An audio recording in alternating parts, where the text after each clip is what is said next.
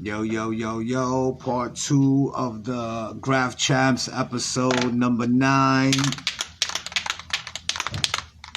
Everybody jump back on, please.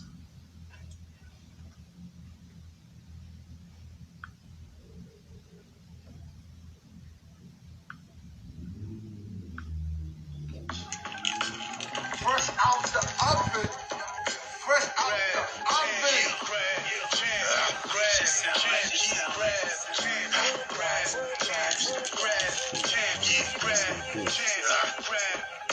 This break game flow is dope. And is it the hardest crack? Catch attacks, getting up, giving ops, heart attacks, Graff champs, NBK, well known as water strap. SR, the general, graffiti legend, gotta rap.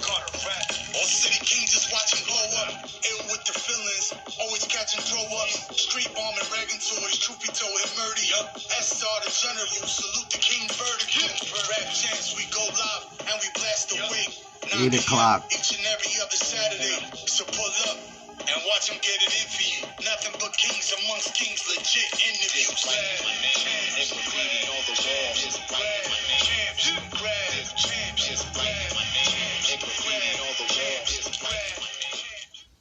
Yes, sir, Graff Champs. That was Diablo. Thank you for the dope intro, baby. Produced by Full Blast. Happy birthday, my bro. Full Blast. You already know. Many blessings, my brother. Everybody share the live. Share the live. Share the live.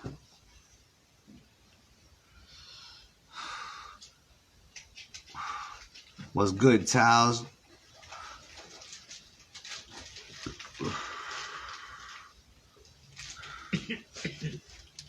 Nah, you good, D. Whatever, bro.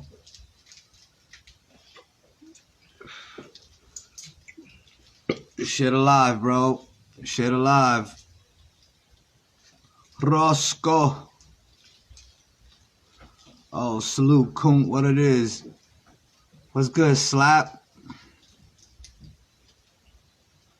Salute. Yo, franchise. What it is, bro? Franchise, what it is. Yes, sir. Graff Art, salute. My brother Parker, what it is. Always. Yo, salute Ches, what it is. My brother TIN in the building. Roach, thank you for coming back. RGM, baby. Salute, thank you, everybody. Thank you, thank you. Share the live, share the live.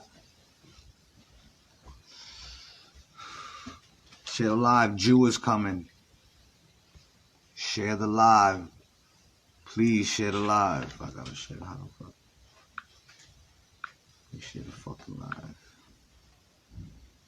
Word. Salute to the whole fucking my Straight 16 family. Franchise in the building.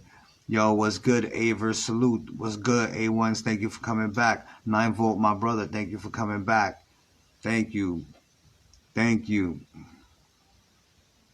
Mars, TMR, salute. Word. Did y'all see the Tabe interview? Yo, what's good, buyers? What's good? Word. Oh, shit, Mistress Music. What it is, Mistress Music? I haven't seen you in a minute.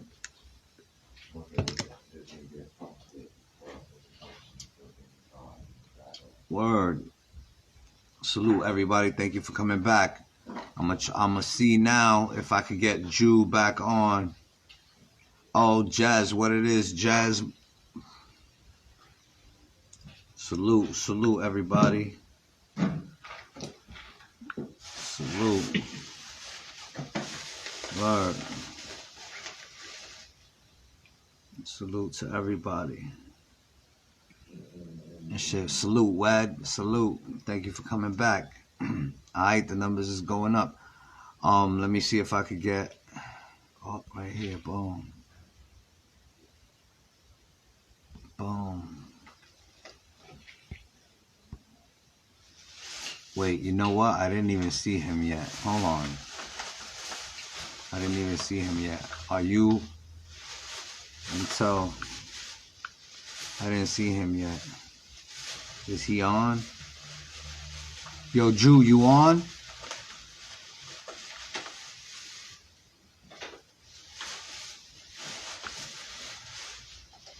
Let me see, I'm back on.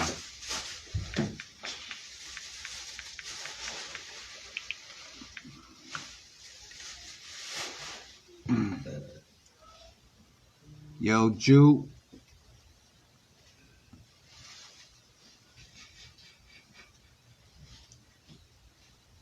WF in the building. Yo, my nigga Damp in the building. BCS, salute my brother. Word. Word, salute. Salute everybody. Shit alive, shit alive. I'm trying to get Jew. Yo, what's good, Charlie Rambo?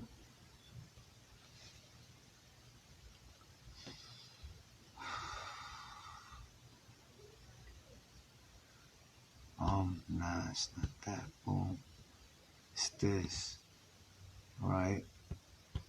I don't know if he's even. I just sent you a request. Yo, salute Rhino KGB in the building. Salute. Yo, salute F. Yo, happy birthday, F. Boom, my nigga. For real, salute, my bro. Have a blessed day. Blessings, man. For real. Talk was good. Shit alive, shit alive. Word, Jew, where you at? I just sent you a request and I don't even see you. I don't even think you on. See? Oh, that's the room Bronze team page. All right, let me see. Wow.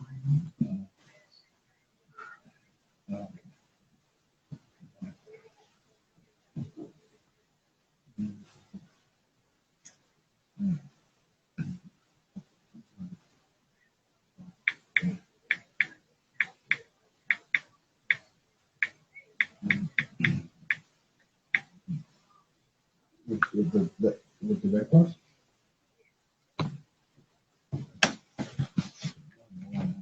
All right, hold on. Yo, what's good, Era? Salute. Salute, bro.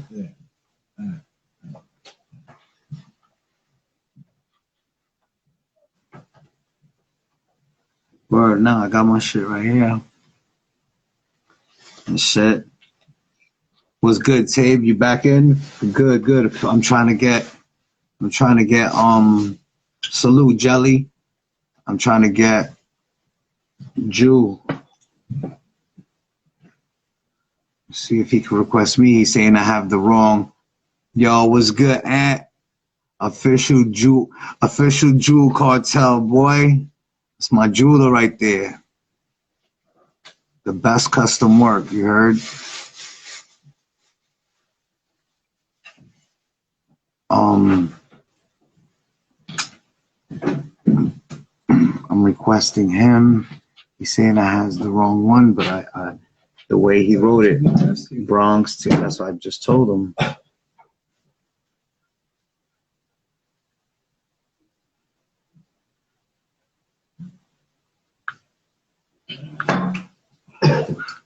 I just told him Bronx dot team.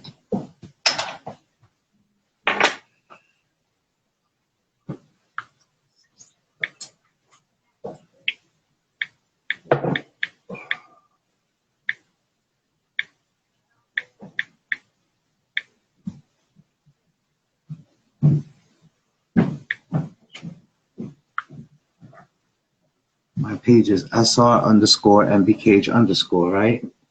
NBK underscore. Alright, boom. Let's see if he's gonna try to request me now, guys, alright? Yo, salute my nigga Carl Too Devious. Salute my brother Raymo. Love you, bro. Too Devious in the building, bro. Thank you for tuning in, my bros, for real.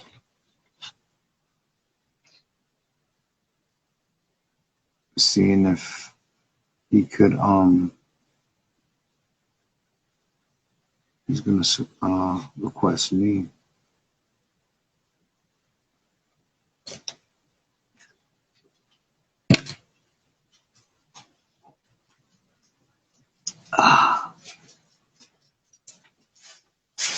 Strong bow. Yo, Harold, what it is, my nigga? Salute, bro. We gotta link up, man. We gotta link up, my nigga. Yo, what's good? EH, salute. Yo, shit alive, shit alive. I'm trying to get Jew.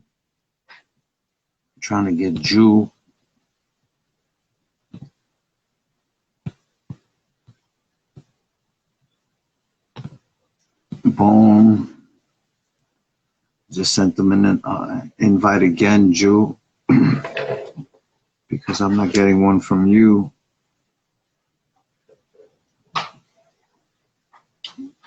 Word. Shit alive.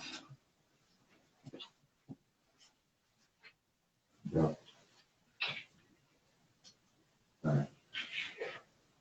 Damn. Come on. All right. There was that shit open.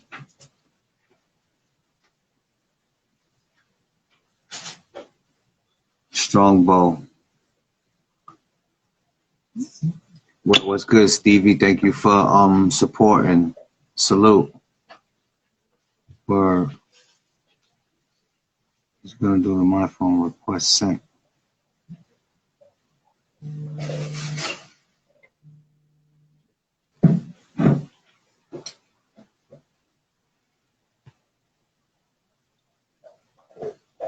I'm about to die. Dude.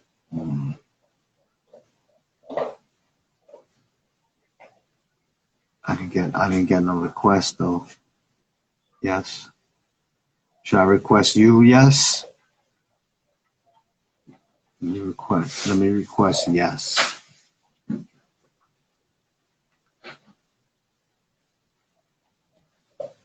Right there. Let me see. We go right here. Here we go, baby.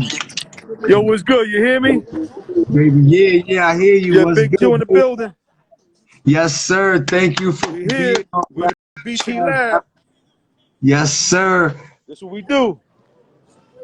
Where's your shit at? This what we do. This what we do right here. Little Jew piece, little something for the peoples. You know what I'm saying? What's Yes, good, my sir. brother? I'm sorry I'm late, man. Nah, it's good as long as you here. That's it. The fans is, they get what they that they expected, bro. Thank you for coming, bro. It's an honor to have you, bro. We want to All right, salute thank you, you. my brother. Thank you. All right, yo. So basically, the fans want to know. Okay. The full volume. My bad. The fans want to know your story, so we want to start from the beginning. You know what I'm saying? Like, how did you get into Graff? I mean, I got at the Graff just going to the train stations, man. Just watching them trains, and I loved it, man. You know what I'm saying? And I know I could do that, and I wanted to do that, and nobody else aspired, made me want to do this. Just looking at other people do it, and know I could do it. You know what I'm saying? That was it. What years was that? Oh, that was like early 80s. 81, 80, 82. That was And it. so what year did you start it? Was you able to do it? I mean, I was painting back then. My other name was Slim back then. I had another name because I was skinny, so I was a little slim. But then in 1983, I started writing Jew because I liked the letters, So that's how you came up with it, just because you like the letters? I liked the letters, and I always had a little money in my pocket. And a lot of people were broke, so they called me like a cheap Jew. But I said I could deal with that shit. You know what I'm saying? I'm good with Yeah, that. that's dope. That's dope. So when was the first time you hit the trains? Who you was by yourself? I mean, yeah, I was by myself the first time, but then I started rocking with my boy Track 3, Jenna, and all them cats back in the days. My man Vic and all of us, Ism. We used to kill the the Bedford yards and all that stuff, Baychester, layups, all that stuff. You know what I'm saying? Get chased by the cops, all type of shit. It was fun. Yeah, you ran into riders in there? Nah, I mean, I bumped into Cope back in the days in the Bedford yard. That's about it. Yeah, that's and then dope. Foggs, my man Foggs signed. That's when I first met my man signed. You know what I'm saying? Then he started fucking with us, man. That's my brother. Word, sign, bro. He's them 501 niggas used to like run through You shit know too. that shit. 5 on my man Slick. You know the deal. Word. So back then, the so you see, do you like the train era better than the bombing era? It was kind of more exciting, but I like the bombing era. I mean, it came with a lot of beef, but you know, it was fun. I like to see my name everywhere, so it was good. Yeah, Hit all the yeah. boroughs, you know what I'm saying? It was fun. So when you was looking at the trains, you said like not one like person really like inspired you, but like who was the names you saw like that like constant? I mean, it was old school cats, man. Okay, you know, all these cats from back in the days, you know what I'm saying? You know, Scene was rocking his joints, man. It was good to see all that artwork on the trains, you know? Yeah, Scene and Reese were two of my first like influences when I was a little kid. They were in the spray can art book. Yeah, it was fun, man. It was fun, right? You know the deal. We missed that shit, man. Word, I never got to hit the trains. I was too young. I missed it, you Oh, you know. So I missed that. never. It was Yeah, fun, man. I wish, bro, and shit. So now the '90s come along and shit. The train era is over. Now the street bombing comes along. It was hard? It was hard to adjust, or it was like the same shit. Nah, I think that was wonderful because, you know, I like the trains because it went everywhere, but now you bombing, so you want to hit all these boroughs too that all the trains went to. So that was my big thing. You know what I'm saying? I want to see my name everywhere. You know, I want to hit Brooklyn. I want to hit Manhattan, all over the place. I used to work down in Canal Street, so I was always downtown by Pearl's Paint. You know what I'm saying? Hitting trucks early in the morning going to work. It was fun, man. Hell yeah, the golden era, bro. I think the '90s is the best fucking bombing era because that was my most active years. You know what I'm saying? Because Oh yeah, yeah. that's all I I know could the deal speak with on. you. I know the deal. You did your thing. We did our thing, right? I mean, you know, we had to hold down the '90s. Like I said, we had to come back a few times to save graffiti because it turned into trash a few times. Yeah. Believe me, I know what you mean. I know what So you when mean. I you mean, was, right now it's kind of like back in the days a little bit now. You know, niggas is yeah, bombing like crazy. I kind of yeah, like yeah, that too. You know what I'm saying? yeah. I love the graffiti everywhere. I just hate the toy shit though. Like at least make your shit legible. Yeah, there's too many toys, man. Too many Too toys. many. I mean, it's sad. You know, I give them credit for going out there, risking their, you know, not getting, you know, you don't want to get arrested and all that shit. But no, it's fun. You know what I'm saying? But it's a lot of these niggas is whack, man. That's a fact. So when the '90s started and you started street bombing and shit, who was your partner? I mean, it was too many of us. Back in the days, it was my band Track 3. You know, me and Jenna did a lot of shit. Came out in a lot of movies. Sue was doing that shit. Then, you know, I had Sign. Then I had my man, a bunch of us. Louis 167, my man Tape, all of us. Chad. You know, you had Astro, Fogs, all of us. My man Slick, rest in peace. Trends, Word. rest in peace. You know what I'm saying? There was too many of us. The crew was deep That's at a that time. crazy. It's still deep, but it was crazy. That's a crazy lineup that you just threw out right there, bro. It's crazy, right? Sick lineup. That's all legendary shit. This shit has to be documented in a book, bro, or some Oh type of no, yeah, we fucking. working on that too. We got mad photos. I got photos from back in the days. It's working, man. All that Oh, shit's so in the you works. got pictures of train shit and all of that. I got all that stuff, man. Everything. I mean, That some of shit I them I love. missed. Some of them, you know, got dragged maybe the right after we did this shit. You know, that comes with the territory. You know what I'm saying? Word. So, your shit. because Cope said when he liked the train shit better because when you bomb the streets, your shit is just there. It just stays right there, and people come ragged more frequently than a train. Shit. So I mean, the trains were dope because for? I mean, like it was dope to take a picture of your piece on a train and people are sitting inside the train. I was doing that on 59th Street, all type of shit.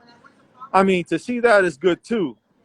But you know, when you go to another borough and you just see your name all over the place, that was fun too. But I mean, the trains is lovely. People taking pictures of it in every borough. It's traveling. That shit was lovely. Oh man. What was your favorite? What was your favorite place to bomb besides the X? I mean, I like Brooklyn. Brooklyn was big.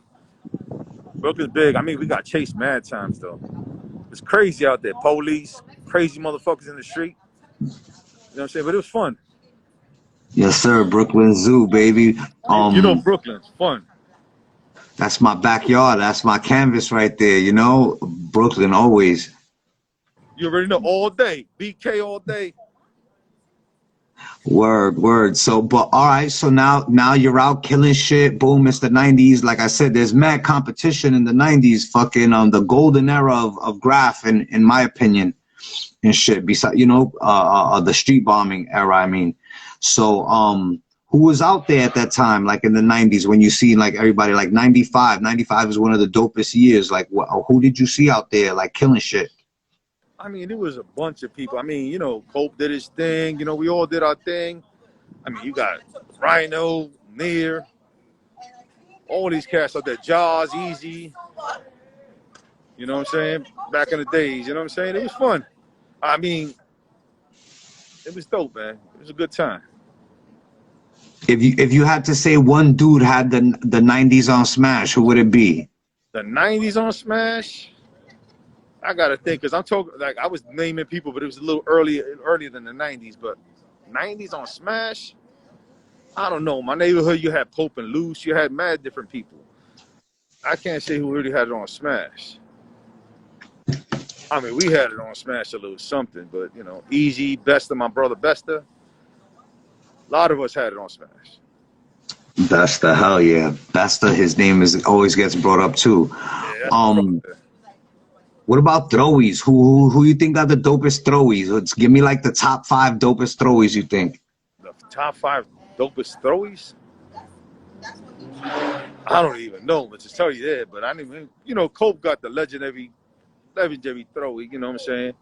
You got to give Cope his props. You got to give, you know, Jay got a nice throwy. You know, there's a bunch of them that got nice throwies. You know. Jay, yeah. Yeah, there's a lot of them got some shit. I can't even name all of them that got the nicest throwies. One of my favorite throwies is Ghost. Ghost, that nigga's throwy is fire. Ghost, right? I mean, Rhino got a good throwy. My man Rhino got a nice throwy too. Hell yeah, blockbusters all day. Rhino gotta come through. Smashing shit. You gotta cover the whole spot. We already said it, bro, for real. So what about so give me your top 5 or whatever writers from the Bronx, because Bronx has the sick lineup. So me. No, I'm just joking. No, I'm just joking. I mean, what era though? I mean now. I mean now you're talking about Cruz, you know. What about this? Who's the biggest, most influential crew in Graff history? In Graff history? I mean, it depends though. If you're talking about trains, you're talking about bombing, you're talking about piecing. You know, you gotta get let's say bombing. Bombing, you talking about, you know, Bronze team, you talking about Easy and them cats, because they did their thing. You know what I'm saying? You know, Cope did his thing. Jay and them did their thing. I remember Bio and Brim used to do their shit too, my nigga. Them niggas, Purr and Cope. You know Purr FX does your shit. Purr, he did his shit. Fucking Tyke, TFO. Oh, those are my people, man. Tyke, TFO all day. And Rule, Louis and Tyke, they went on a run. Yeah, Rule, Chatty-O, all these cats. Yeah, you got, you know, Side, Trab, all these other cats. That's, you know, HR did their thing too. We all did our thing together. Then we got Astro and all them cats. WWB in the building. Word, I interviewed Astro. That shit was a treat too, bro. He's a fucking legend in the game also as well. So now, you see the streets now. What do you think about graffiti now? Like, do you see certain niggas getting up? I mean, the streets are popping right now. You got TD still going country, not all city, all country. You got a bunch of new writers. I mean, they doing their thing. I give them some props. You know, the streets are live right now. But any certain names that you see that stick out? I mean, some of them throw ups I can't even read, but there's a lot of cats. I mean, TD still killing it. Kid named Roach. There's a bunch of people out there doing their thing. You know what I'm saying? Yeah. So salute to Roach, RGN. Word. Yeah, he's killing shit. ACC kids are killing shit. There's a bunch of them. Word, bro. But it takes OG niggas like that to keep coming back and saving graffiti, bro, because I think these niggas, I don't know, there's too much toy shit. It's not gonna last long. Yeah, I know. Once they start painting all this shit, they start cracking down on all this shit, it's gonna be crazy out here. They're gonna be arresting them. See, kid got arrested fucking shooting at the cops or some shit, bombing. That shit's stupid. You make your shit hot. That's a fact. And I'm glad that you right there where the pieces is at, because a lot of people didn't even know that you get down like that. Oh, we get busy, man. I burn shit up all day, every day. We burn shit. Show your shit again. Well, show your shit again. Show it. I'll show you some shit right now. My man Pace's piece out here. Oh, we out here chilling. Everybody out here drinking. We chilling. You can't see it too good. I just did this piece yesterday. I don't know if you can really see it. Yeah, I can see it.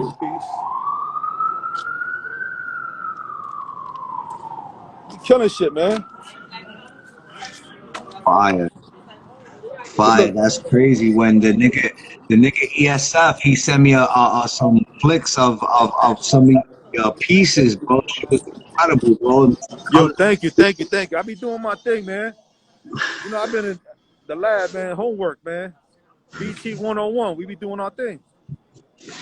Yeah, because nowadays, even if you kill shit, niggas is not like, there's not a lot of all around writers that could do tags, that we do it pieces. all. You know, I do characters, the whole nine, everything. That's all around. So what, you learned how to do that from the beginning, or you was an artist? Well, how did you start doing pieces? When? No, I always could draw. You know, once I got the use of the cans, it was over. It was a wrap. But you know, I liked the bomb first. That my first passion was bombing.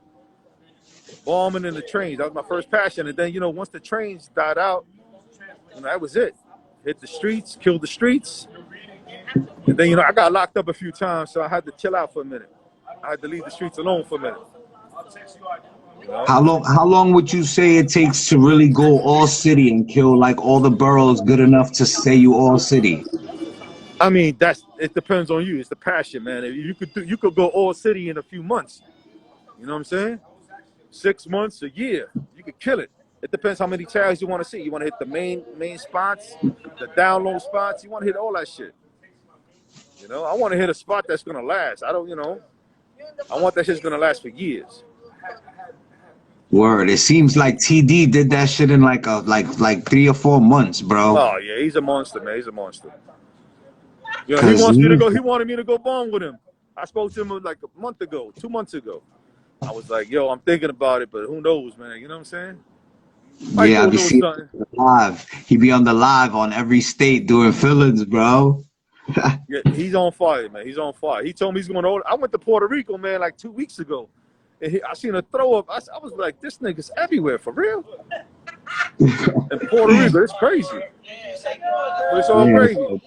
Yeah, I'm out here chilling. I got my man Yes One. All these cats out here right now just chilling. Yo, salute to all of them, for real. Good looking, my brother. Good looking.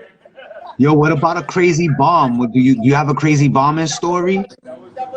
Crazy bomb story? Let me see. I got too many of them shits, man.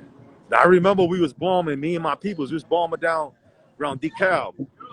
And it's like, we was hitting all these spots, and all of a sudden, like, mad motherfuckers off the projects. We was like 8 deep. There was like 20-something of these motherfuckers pulling out sticks out the ground, all type of shit. Like, yo, what y'all niggas doing? And I was like, yo, it's time to get the fuck out of here. I had a gap on me, man. But I don't got enough bullets to shoot everybody. I'm getting the fuck out of there. Nigga, we took flight. It was fun, man. It was fun. Times like that are fun, man. You know what I'm saying? Word, when you get away. And when you get away, I had one of my boys that he was running behind me. He was like, please don't leave me. I was like, for real? Don't leave you, nigga. I ain't leaving you, nigga. They come close, they getting shot. That's crazy. You talking about DeKalb in Brooklyn? Yeah. Wow, that's crazy. That's the block I grew up on, DeKalb. But DeKalb goes the whole through downtown Brooklyn and all that. That's what I'm saying. You know the deal. That was downtown Brooklyn right there. Where shit was rough back in the day, boy. You couldn't know even... you ain't doing that shit easy. Nowadays is a little easier. That shit wasn't easy back in the day. That shit bullshit. Word, nowadays it's niggas do one filling and they just post it online and they call themselves fucking All City. Yo, ain't that shit whack? That shit is whack, dude. Word, niggas don't know what Old City is. I'll show you what Old City was. That's right, baby. I did all that shit already. Y'all niggas need to document all of this shit. What about merchandise? Could people get canvases from you and shit like that and sticker We got canvases, shirts, book bags, all that. They just gotta hit me up on the Bronx Team page. It's all gravy. So it's Bronx.team. Bronx.team. Bronx.team for canvases and all that. Yeah. Either my page, my man Yes One's page, Pace's page. You know. All right, I gotta hit you up. I need stickers for my collection. I got you, man. No doubt. I got you. 100. Real, bro. You a true legend, my nigga. Like, we gotta salute you. That's why you here. So the people want to hear your story. We gotta give you your flowers while you're here, because you're one of the greats. All right, thank you, my brother, I appreciate that, man, because you understand it. The game is real. I've been doing this for a long time. When I used to rack paint, now I gotta buy paint. Shit is bullshit. You know what I'm saying? I used to rack paint. I never bought a can back in the days at all. Now I gotta buy paint. That shit's crazy. Now I count how much money it takes me to do pieces and shit like that. This piece cost me $60. This piece was this. That's just crazy, right? That's a fact. That's grown man shit. I can go shit. rack somewhere, but I ain't trying to do that right now. I'm a little too old for that shit right now. Nah, that'll be embarrassing, bro. You're getting locked up for stealing a fucking $5 can. You understand what I'm saying? That shit is whack. I can't do that shit right now. I'd rather buy this shit. That's a fact, bro. I never thought that I would buy paint neither until I had to buy paint, and I was bugging too. Like, wow. This shit's crazy. I gotta buy I used to rack even caps. Now I gotta buy caps too. Shit's crazy. What about all the new type of paint that's out now? I like it though. Oh yeah, they got good paint, man. This paint, some low pressure paint, all type of shit. It's dope, man. And with the caps, you could do some shit right nowadays.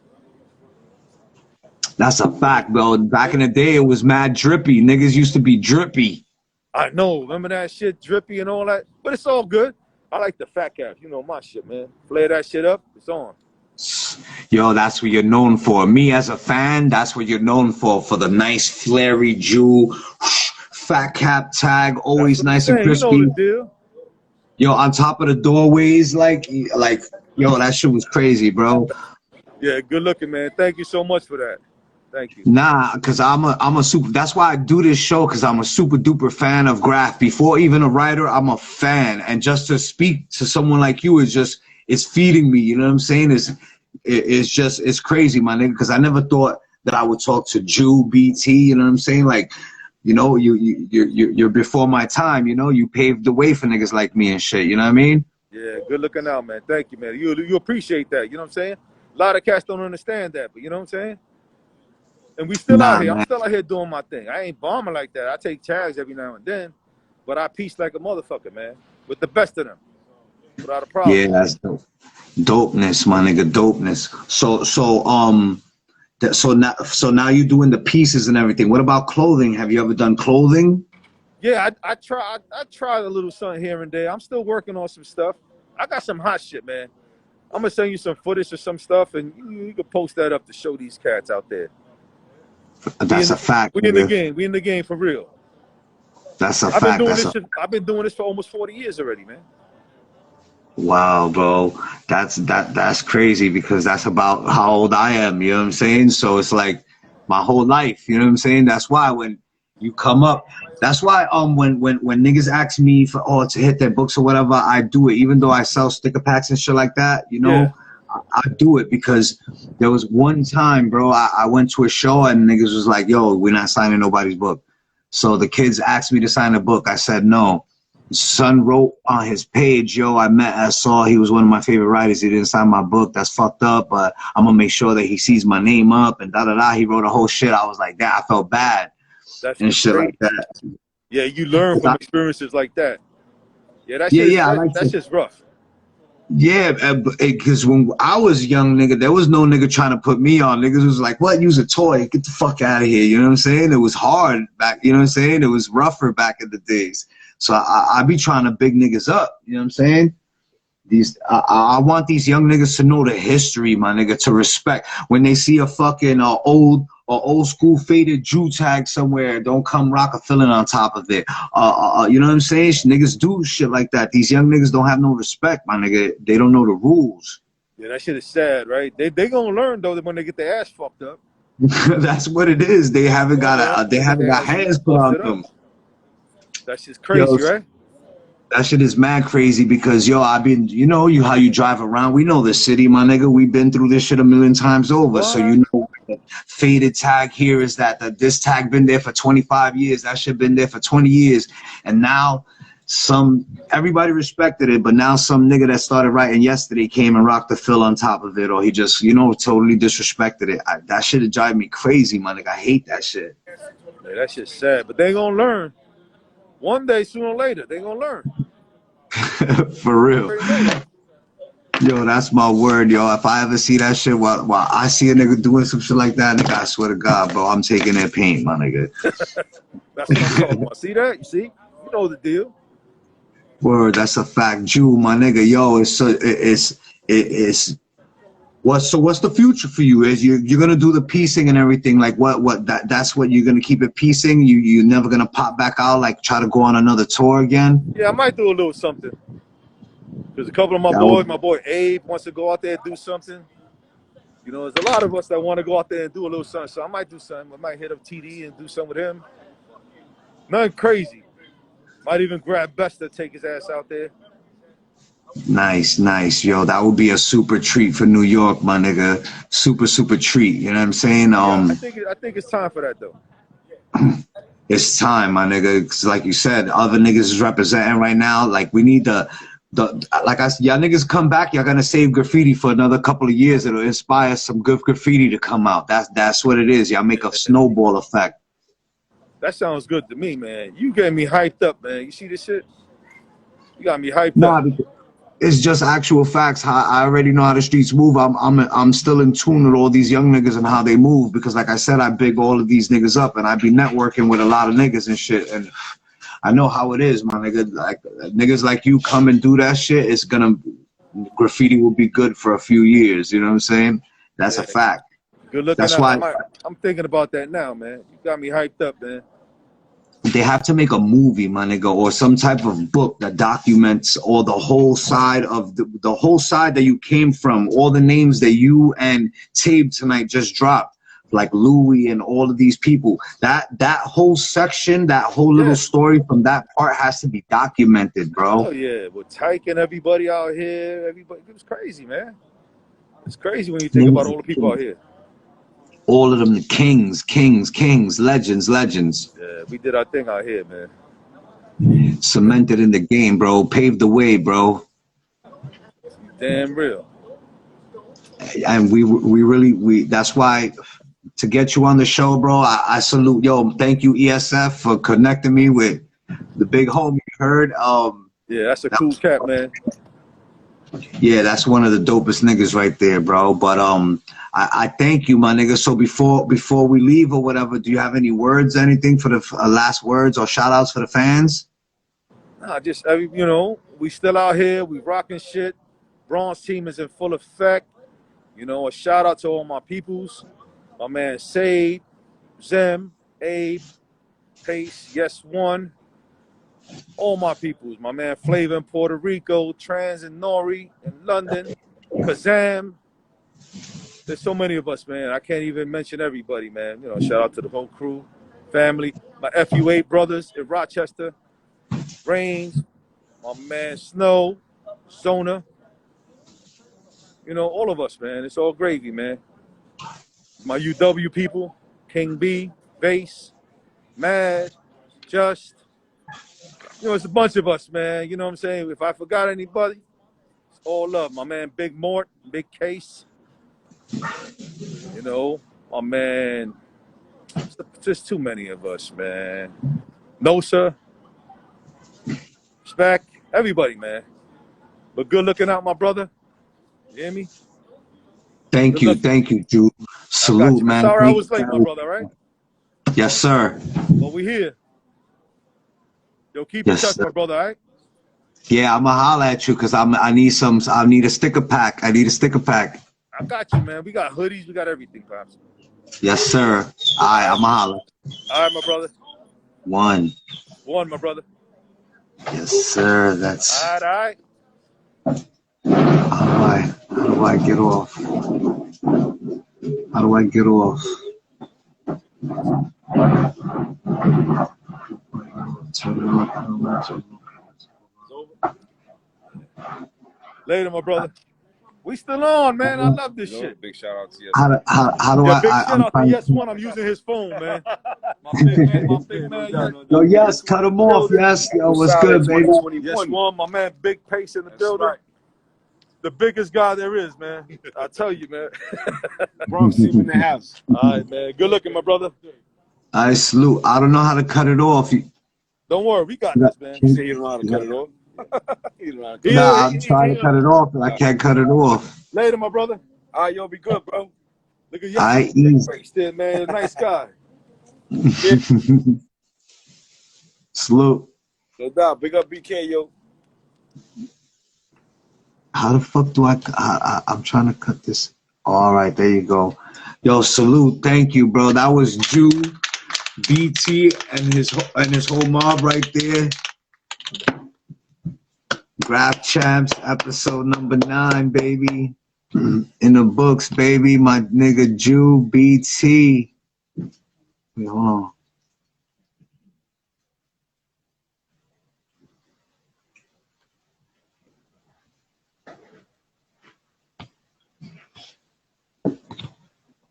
Yes, who y'all want to see next, baby? Wait a second, hold on.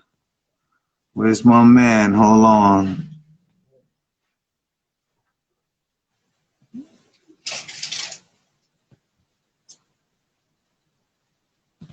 Where it is? Hold on. Jaime the Great, where you at?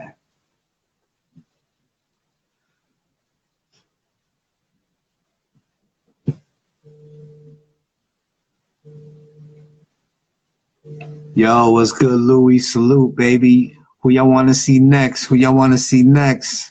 Who y'all want to see next on Graff Champs? Who y'all want to see next? What's good, Ray?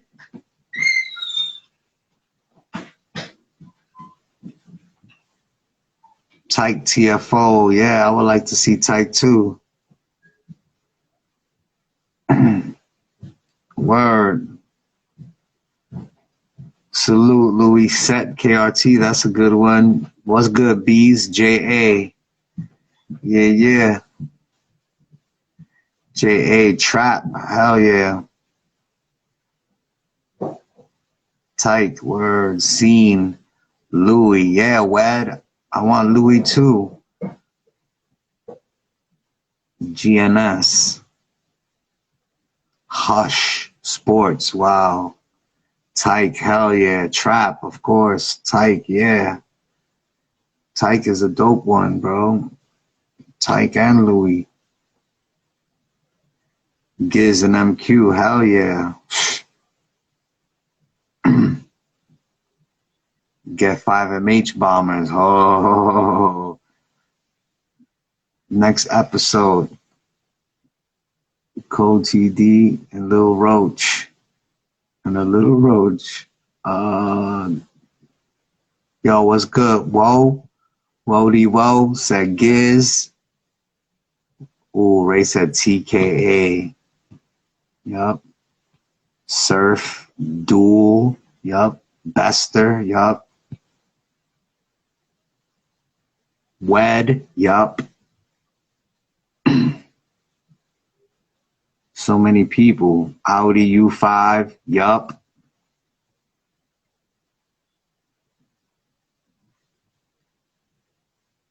He said vent and tech BS. Mutts. Yo, what's good, TD? The King of New York. That's the King of New York right there. And he's going all country also.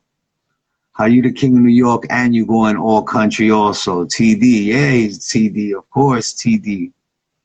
I gotta holler at you, TD.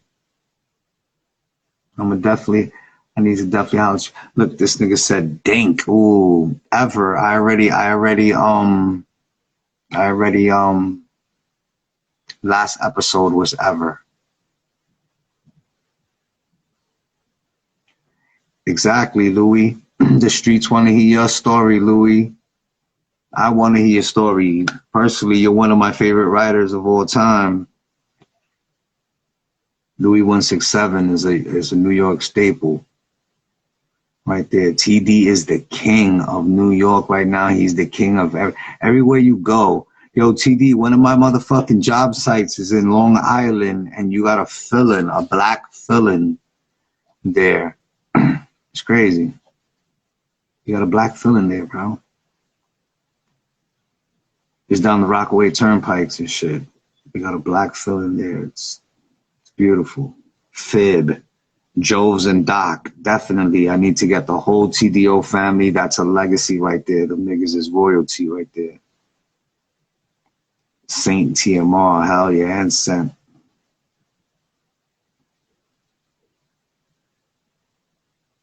Word. Who y'all want to see? Who y'all want to see?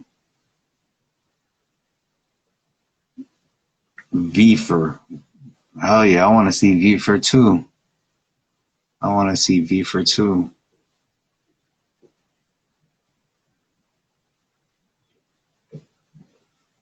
Word. You know what happened, TD? I'm gonna tell y'all a quick story. So it was like 1989. It was the winter of 1988, about to be 1989, something like that. And I did a fill-in. I was young. I was mad young. I was about maybe 13 or something like that. But I did a fill-in on the corner of Rockaway and Broadway and shit. Rockaway, or was it Saratoga? Saratoga and Broadway? One of those blocks. And I had a beautiful spot right where the train passes. You could see my fill-in. And then TD came and just did a fucking big TD fill-in, but I did a little fill-in. My fill-in wasn't really that big, it was just a regular size. But TD came and did a big fill-in right on top of my spot, right in front of the train. TD, and I was hurt. I was like, oh shit, TD, nigga. Oh, nigga said Tech MOB. Wow, that's crazy.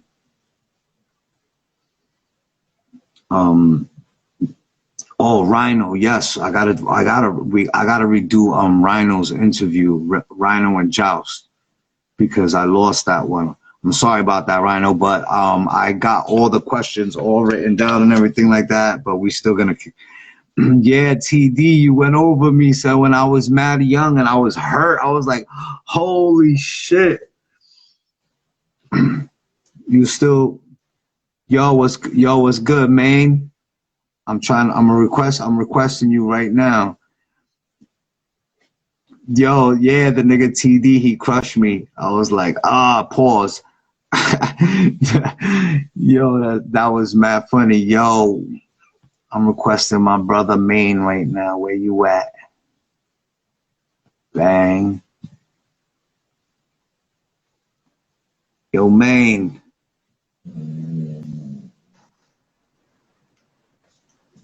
Yo, Yo. peace. What it is, bro? Peace, Lord. Yo, let the fans know who you are. This is Big M Train Maine. Yes, sir. M Train Maine, the most high on IG. That's right, the most high with underscores in between, right? Pretty much, yes, sir. What's good with you, bro? How you been, ma? One day at a time, man. Everything is good, man. You know what I mean? Everything is good.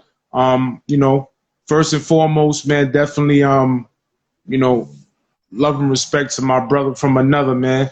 I lost one that's not with us in the physical form, but I'm never going to speak about him in the past tense, you know what I'm saying? So, shout out to my bro, A, you heard? Nice, shout out, bro. Rest in Good looking.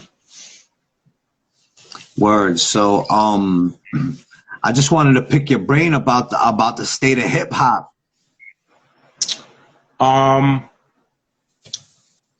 Definitely, thank you for reaching out. At the end of the day, you know what I'm saying? You know, it was always love and respect with you, you know what I'm saying? But as far as like the state of hip hop and all that, we know it's not where it used to be. I'm not gonna hate. There's some new songs that filter in, that's catchy. Production might be nice, might be wittiness with the bars or whatever the case is, and it filters through. But at the end of the day, we could be real. It's not the same energy. It's not the same caliber of care for the art form. That's the problem I have with the music today. It's more of a lick, more of a come up. It's more of a it's more pop culture. It's hip hop, P.O.P. It's been that for a little minute now. So at least the last 15 plus years, when the if you want to call it skinny jean mumble rap era came in, I know it's cliche now, but pretty much almost the last 15, 20 years is kind of drifted off after 50 and them. Yeah, you're absolutely right. To me, I think 50 was the last classic album that you could really put up there as so like classic, like how we see like Illmatic and Biggie and all of that shit. Well, the crew too, like just G Unit in general, like their whole wave and come up was real organic and all that as far as Streets is concerned. You know, Banks, you know, exquisite lyricists, punchlines, you know what I'm saying? Yayo had his swag. He was pretty much an authentic street cat that had his following. He made good songs. But 50 was the general. They had excellent production, and that was like the last good, you know, if you want to call it boom bap or traditional hip hop, fuck if they was from New York or not. My bad for cursing, but you know, who cares if they were from New York or not? That's just like the last kind of like good organic hip hop that we remember was like 2000, 2004 after Fifth and them and maybe a little bit of Dipset. But you know, Benny and them is doing their thing, Griselda and all that. Conway doing his thing. But the state of hip hop is the people who still making the music. It ain't all about people that's out there in the mainstream, you heard? Facts. It's about, so you still more about the bars then, or just everything? Everything. Well, I like good music, period. You know what I'm saying? To be honest with you, there's plenty of people albums I never listened to, not only because I didn't get a chance, but there's a certain kind of vibe and a certain kind of music that I still like. You know what I'm saying? I'm gonna be honest with you. I listen to some rare Ghostface shit and Tragedy Gaddafi, and on that same playlist there's Hall of Notes. Wow. Keep it a buck. You know what I'm saying? So, you know, whoever you could think of, I want to hear good music. And the thing is, hip hop, when done right, is the best music ever created because it incorporates other genres, and you could get very detailed with the lyrics in hip hop. You know what I'm saying? Very detailed, story-wise, very detailed, because you got to carry notes when you sing. So that'll take up the bar space and all that when you're trying to, you know, fill in there's time spaces and all that and stay on the count right. But in hip hop, you go 16 bars, all type of intricate things could be woven into your bars. You know what I'm saying? If you're nice with it, you know, you're nice with it, you know. Yeah, I used to rap back in the day. Ha ha ha ha ha. Come on now, man. Come on now. They call you the general, and then on top of that,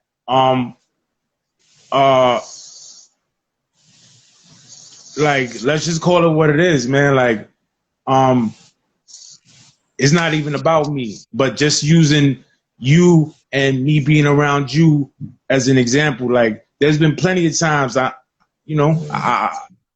been like everybody else, creating, want to get it heard, want to share it, see what happens. I linked up with you, and that's some of the best music I made. It's some of the best energy I've been around, and it's whether it's songs, freestyles, bars that never made it to freestyles, whatever. Whether we was on mass ciphers or whatever, you know what I'm saying? So, you know what it is to care about the art form as a graffiti artist, you know, emphasis on the word artist, and as an MC, not just a rapper, MC that cares, you know what I'm saying? We done made joints for the ladies. We done made joints for dudes to crack each other upside the head with chairs, you know what I'm saying? It is what it is. It's the variety. Is are you creative enough to pull it off? Pause. Yeah, I was listening to your IG where you put the Bobito. Yes, sir. Talk about that. How was it to be like on Bobito? That's so classic. I'm gonna keep it a buck. Can I be very honest with you on your show, man? Yes, sir. All right, so boom. When I went to Grover Cleveland around like my senior year, my man who I used to go to school with, my man Quinn, he put me on to the Bobito show. He was like, yo, you need to hear this show. It come on every Thursday from 1 to 5. And I was like, all right, I'm gonna give it a listen. So I gave it a listen, and the show was dope. This was like 91. So, you know, you see the gray hair, you know what I'm saying? You see the hairline. So yeah, I'm this 91, you heard? So I tuned in. A lot of good underground music I never heard before. A lot of music that was hot at the time was being played, and it was like not mainstream joints, you know what I'm saying? But long story short, the Bobito was like, yo, he played basketball. Like, he was in a tournament in Asphalt Green on the Upper East Side. So I was like, all right, I'm gonna pull up. So I went to pull up. He was playing in a tournament. We chopped it up after the game, and me and son got cool. So I started calling in, giving shout outs or whatever. And then we started playing the tournaments together. He started putting me down in tournaments with him. Fun fact, when the Arsonist was on his label, I was an intern on that label. So I did a little basketball show. The Bob and Stretch label? The Bob and Stretch label? I think Bobito had his own label himself. Pause. I think it was called Fondling Records. I know Swell still get busy. He be on Straight 16. So you can ask him, you know what I'm saying, the reference and all that. I'm not gonna tell you no lies, my dude. And if I don't know, I'm gonna tell you I don't know. But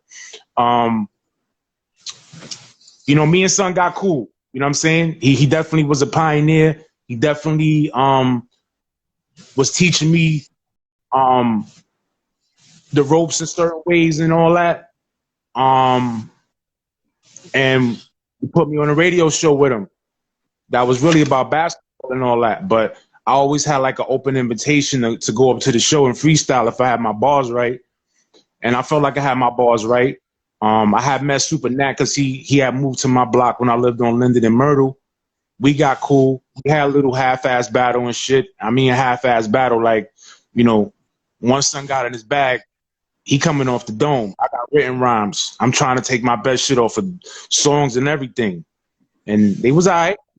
But, you know, son to do it to you, pause off the top of the head. You know what I'm saying? So he did that. So, but you know, he respected my swordsmanship. And once I told him I had the plug with Bobito, him and Bobito had already knew each other. So I made the little connect and I got up there and spit with a legend. So I'm fortunate, you know what I'm saying? Lord, that shit is classic, bro. I'm glad you posted it so people could hear it. Man, much appreciated. I gotta tag mad people so they could hear that shit, bro. Fucking so let me ask you a question. When did you start rhyming? Honestly, I tried to start rhyming at about 9 years old. So like whenever that song Fresh, you know what I'm saying? That joint, that shit did it. Yeah, that shit did it for me. I begged my moms to get this. Shout out to my moms, man. Facts. Shout out to my moms. Mama Love, from the beginning, always had me surrounded by music in the crib. My aunt, my titi always had music around the crib, album covers of all type of shit. But I remember when I heard Rapper's Delight, I had to have that. And we walked past the record store on Myrtle when there was a record store on Myrtle, and I begged her. She said, all right, we gonna go get whatever. We went up there to Myrtle to go get. I behaved myself, and she bought the single Rapper's Delight for me. You know what I'm saying? The album cover art is what really drew it to me. And then once I saw what it was, like once I heard it, I was hooked. You heard? Word, that's a fact. Who was your first favorite rapper? Oh man, Melly Mel. Wow, that nigga said, "Don't fall victim to no computer." Listen, that's one of the illest bars ever spit at the time it was How spit. you knew that shit in 1980 whatever, nigga? Like shit was like 1985, 84. B Street, you know what I'm saying? At the end of the day, he spit a lot of gems. He's underrated, you know. You can make fun of him and it's funny, you know, with the and and all that. That's his signature joint and all that. But as far as like bars, and he's like the most accomplished MC. He got the most important bars ever, that cat. A child is born with no state of mind, blind to the, come on, man. Once you do the knowledge to that whole song and that verse alone that I just kicked a couple lines from, like, son, you got to give him his prizops, white lines, social commentary, you know what I'm saying? Detail, visual, you know what I mean? We all grew up with that shit. So we know what artistry is. We know what the responsibility is to be an artist and to have an effect on a community, so we could all, each one teach one, we could all rise up. Now I know that shit sound corny, but we need that more than ever, you know what I'm saying? But let me stop preaching. It just is what it is. Melly Mel was the first, you know what I'm saying? Word. So now when the fucking 90s started coming in, who you was fucking with? Who was the man? Well, I think Rakim is the best lyricist ever from the beginning. My favorite is Big Daddy Kane for sure. LL, undeniable. You know what I'm saying? Dudes who at the time was whatever, but certain dudes was on the next level. Rakim was on the next level. Kane was on the next level. Chill Rob G was on the next level at one time. You know what I'm saying? G-Rap. I'm sorry, I didn't put him higher in it. G-Rap is super up there. So you don't think Nas will smoke all of them niggas? Nas in his prime was one of the illest ever, but one of the illest ever, because I can't take away from nothing that Rakim did and say Nas is better than him. You know what I'm saying? If anything, they complement each other ridiculous. You know what I'm saying? That's the foundation. That's like, Yeah, I think Nas That's is a baby Rakim. that's how I feel. I'm gonna be honest with you. That's really how I feel. You know what I'm saying? Word, word. But at least he followed the footsteps well though. Nah, he did, and actually, he kind of took it to another level. And what he did was, it's kind of like in certain aspects of like sports or whatever. Like Kobe was like a version of Mike. You know, Nas was like a version of Rakim to me. You know what I'm saying? Ooh, that's what it is. The Nas is the Kobe to Rakim's Mike. Pause. You know what I'm saying? Yeah, like that's how I look at it. You know what I mean? And then my bad. Go ahead, my fault. No, I said that's crazy. Go ahead, keep going. You know, and then as far as like going into the 90s, straight up, and again, this is no lies, nothing. You know what I'm saying? Like I was able to be around top lyricism for a long time. First of all, there's a lot of talent in Bushwick, period. There's always been. But for whatever reason, you know what I'm saying, dudes, whoever never broke out to that mainstream level like that. And I think, you know, outside of Beat Miners, being on the production side of Black Moon, you know what I'm saying? And then Tony Touch, like as far as heavy, like mainstream recognition, those are the only two I could think of. But there's plenty of people who deserve credit, a lot of talent. You know that, I know that, and then there's tons of people I don't know that get busy from the town. So Bushwick gets slept on, but in the midst of all that, I was able to meet Jizza from Wu-Tang in like 1990, and he was living in the hood at one time, believe it or not. So I got to meet up with him, and he helped me become a better MC. Cause he used to critique my shit, you know, low key laugh at the shit. You know what I'm saying? Like, oh, son, think he nice, and I used to just keep on. I wanted to impress, son. Real talk.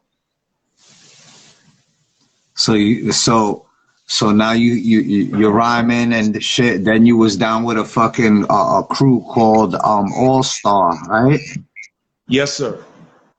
And who did that consist of? That was producer. What Raekwon said on that Wu tape. You know, he rhymed, he produced, and he DJ. That was my man Swag and all that. Jimmy Swag. Jimmy Swag, yes. Williamsburg, you know what I'm saying? Swag, Mel, aka One Son. He from Long Island City, Colossal, aka Berto, A Fontaine, he from Long Island City. My man Shambo, he from Bushwick, he worldwide, everybody know him. Yeah, he was in here. Panic. Huh? He was in the comments before, yeah. Okay. Long Island City, my man Panic. You know what I'm saying? Panic and Mel was crazy men with Colossal.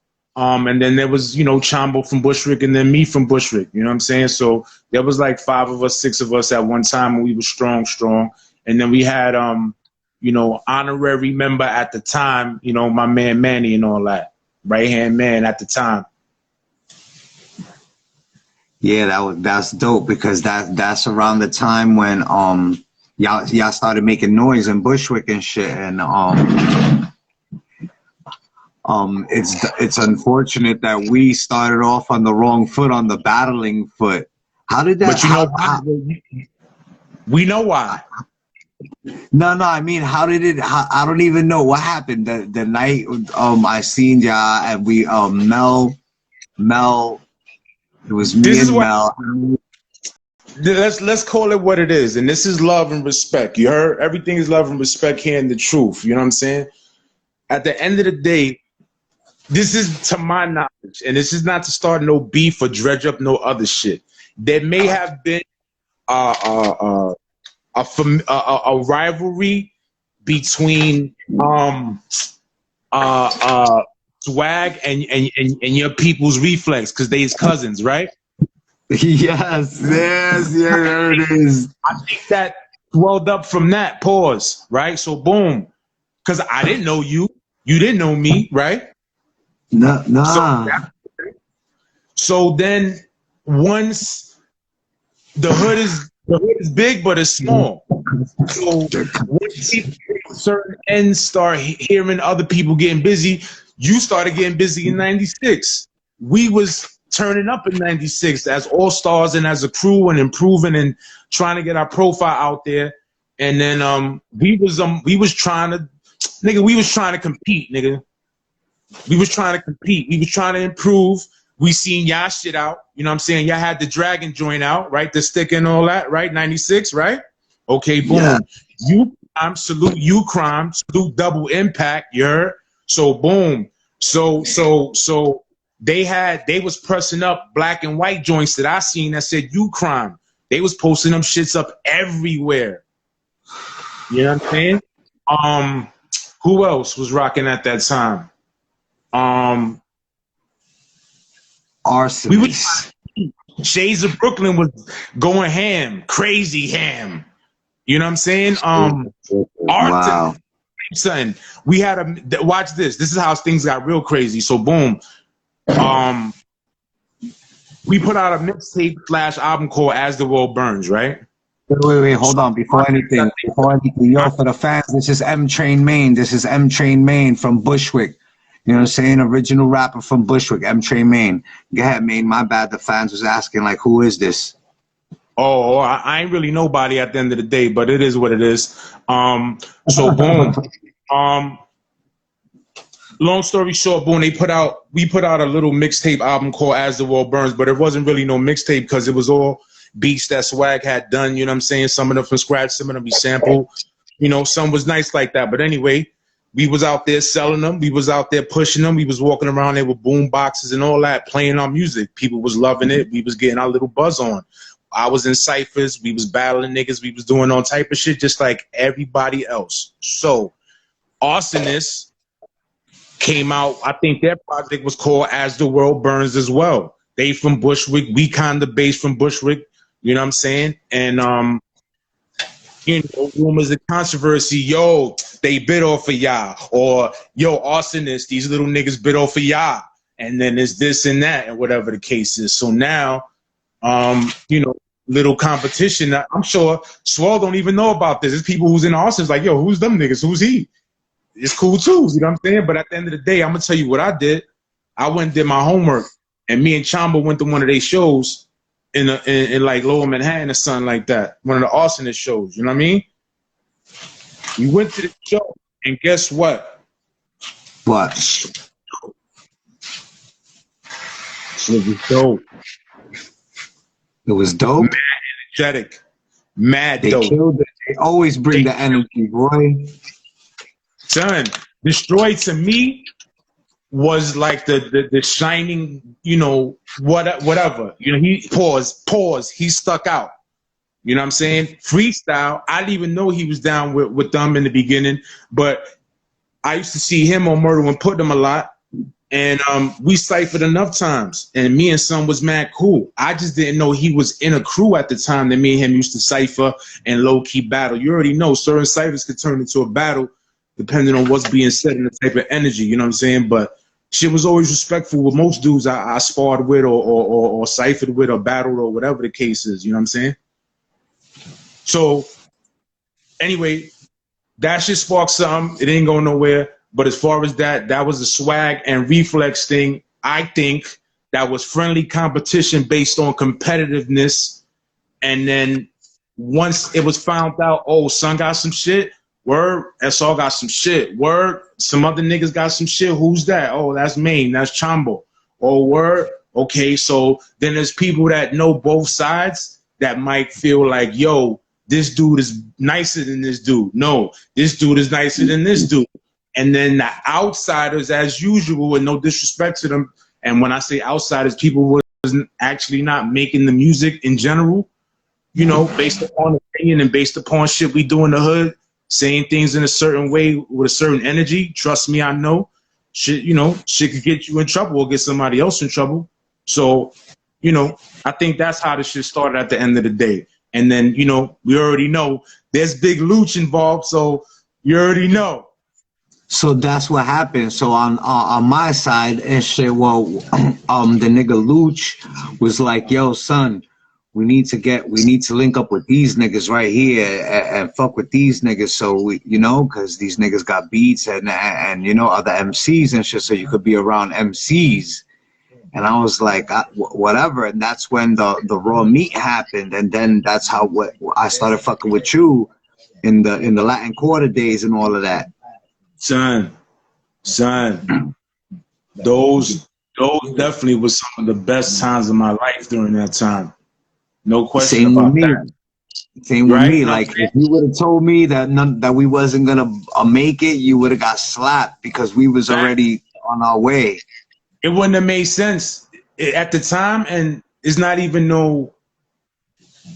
I'm gonna be honest with you. The best thing that ever happened was I for me is that I didn't quote unquote make it. I'm gonna be honest with you. I'm so happy that it never happened. Why? Because there's too much shit involved with the music industry itself, and there's too much trying to. I'm gonna just call it what it is. There's too much in trying to make something of yourself when you from the hood that comes with this shit. And you could be a fucking doctor and go to school and make hundreds of thousands of dollars, and niggas be like, "Oh, he's a doctor. Boom, boom, boom. He's a square. This and that and the third." But let you go out there and grab the mic and say whatever the fuck you're gonna say. Niggas will try to smoke you. Niggas is gonna rob you and try to extort you for that shit? For this shit?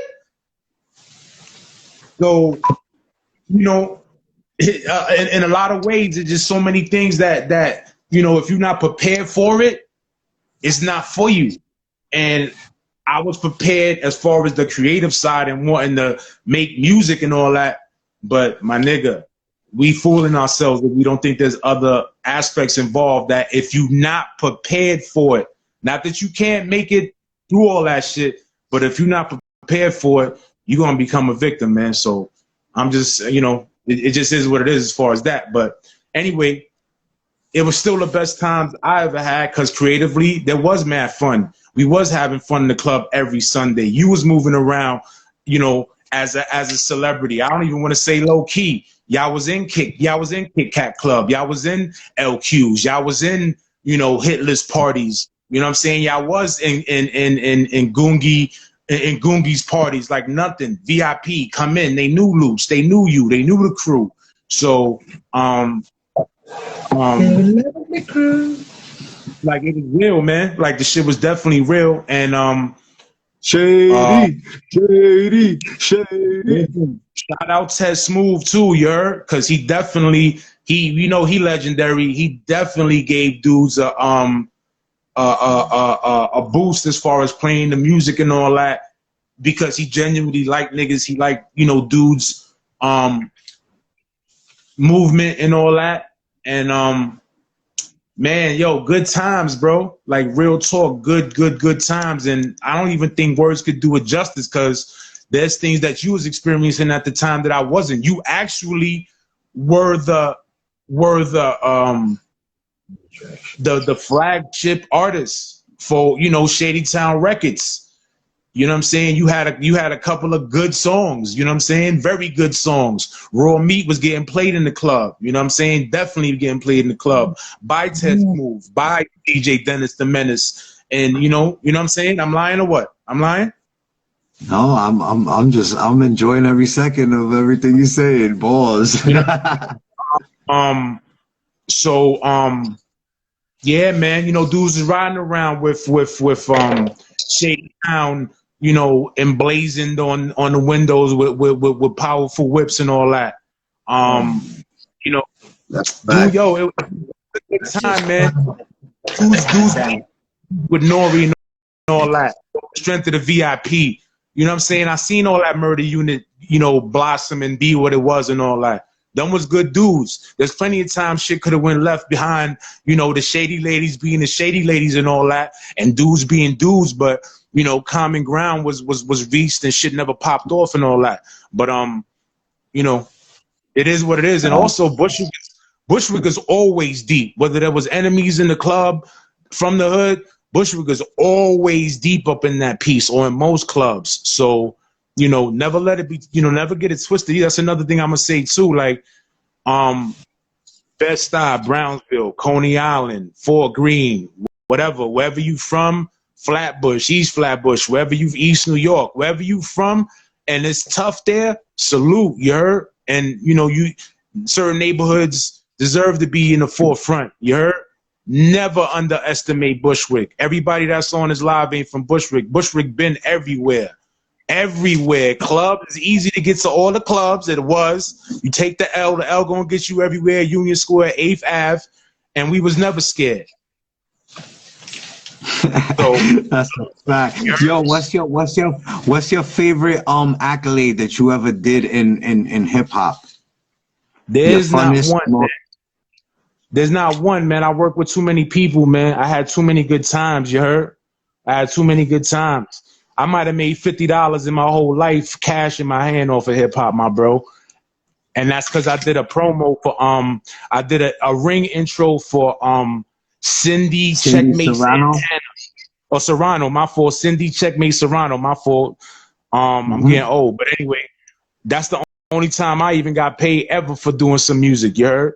So, you know, it is what it is. But I like that they basically, if you had the confidence in my ability and my artistry to give me a shot, man, that shit was enough for me. That's a fact. I work with a lot of people, dog. A lot of pancakes huh? Who's your top 10 of all time? Yeah, just your favorites. Yeah. Rakim, Kane, Big, Jigga, Nas, Redman. I'ma definitely put the Wu in there. Can't just really pick one. I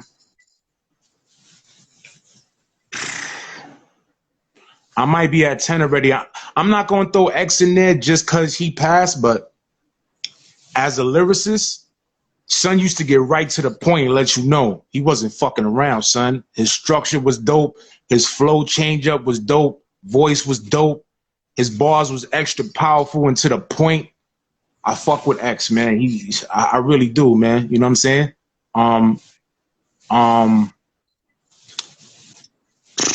Wow, man. There's a lot of cats, man.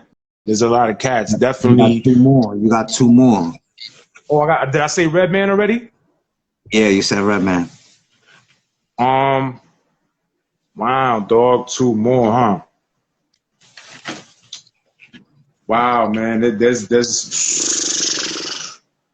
Wow, dog. What about Pun? Pun is definitely in there. G-Rap is definitely in there. So I'm going to throw them last two in there. That's it. Thank you, man.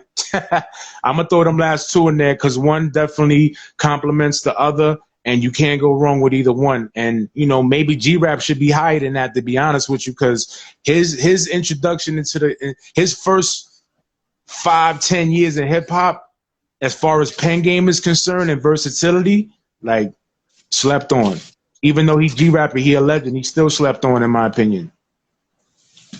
Hell yeah, G-Rap is that nigga. He has an album like from 3 or 4 years ago called The Last Dawn, and that shit is retarded. Son, he still, and plus the new cats still seek him out and all that. You know what I'm saying? 38 Special, cats like that, like the new breed of street cats, of the Locks type energy cats. Like I'm up on what's out there. I'm up on dudes, you know what I'm saying? But sometimes I don't want to hear, you gotta be elite. I don't want to just hear gun bars and street shit just cause. You gotta be elite with your pen. Conway is elite with his pen. Benny is elite with his pen.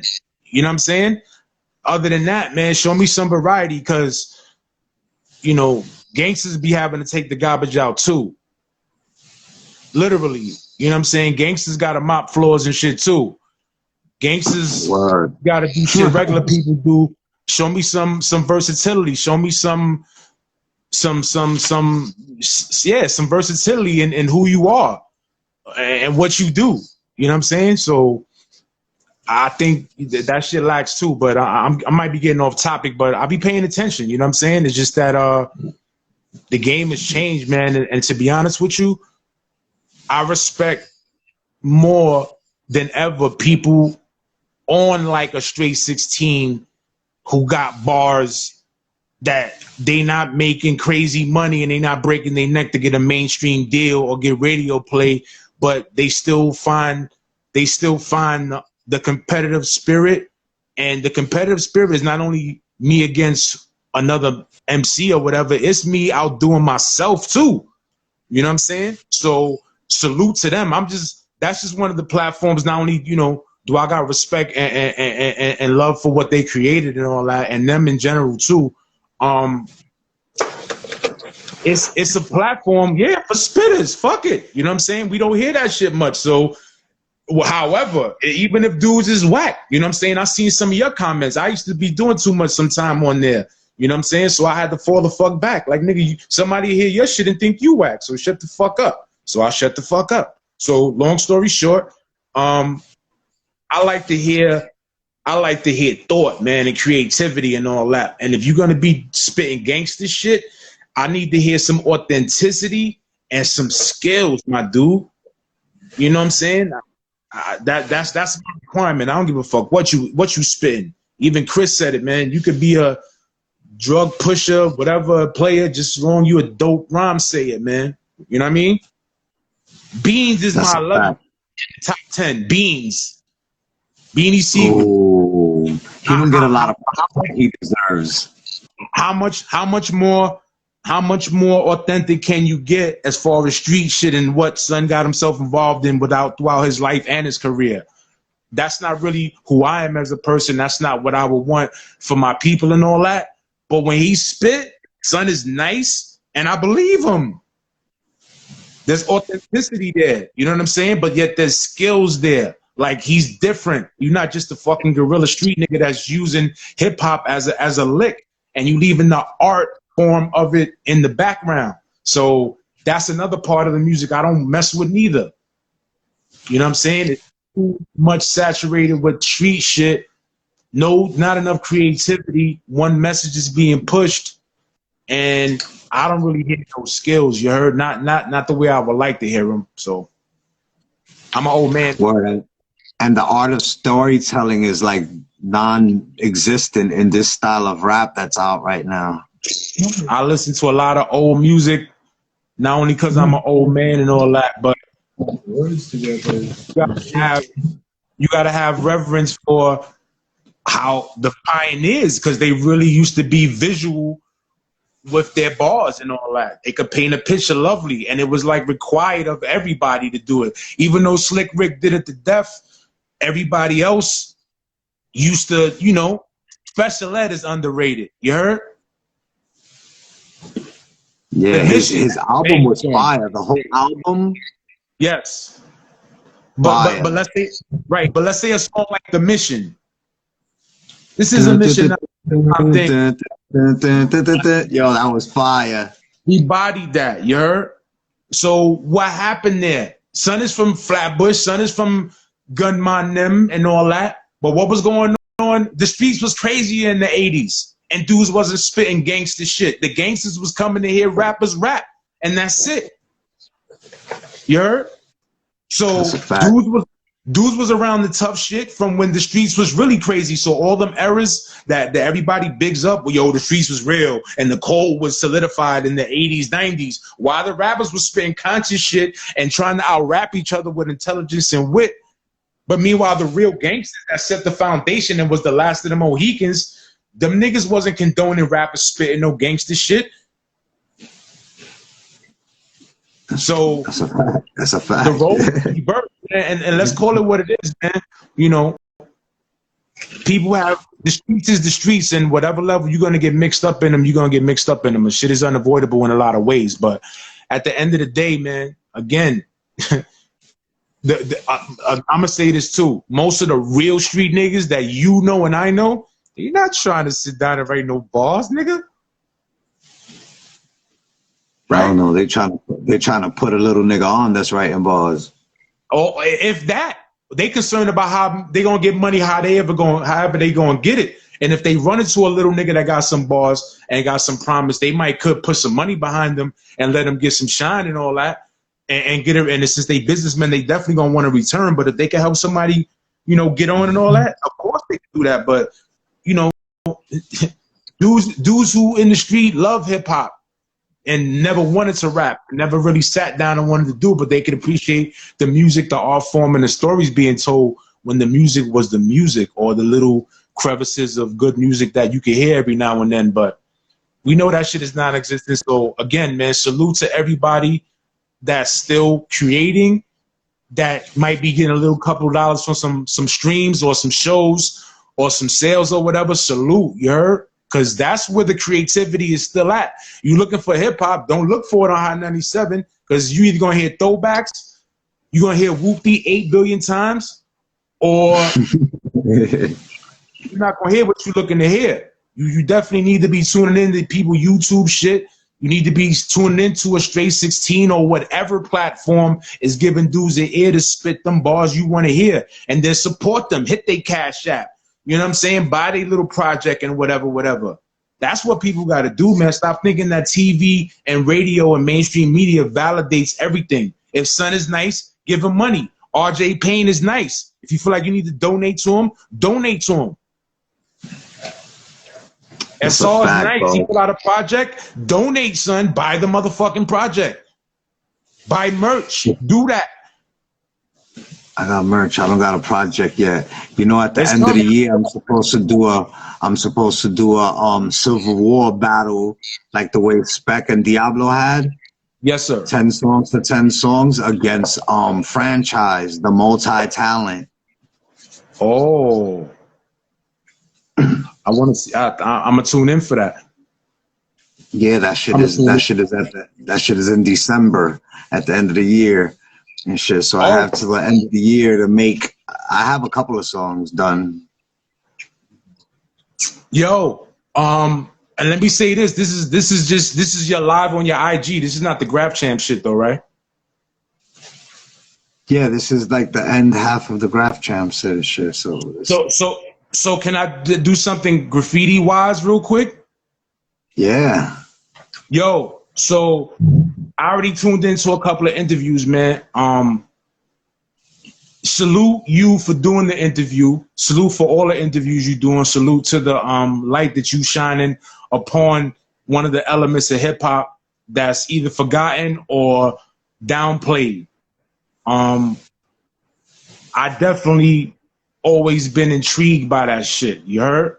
I don't have a good art hand at all. I could do a little bullshit main floater and maybe some little scribble tags and shit that looks halfway decent, but I'm not no artist. You heard? You are artist. You ill. Pause with your shit.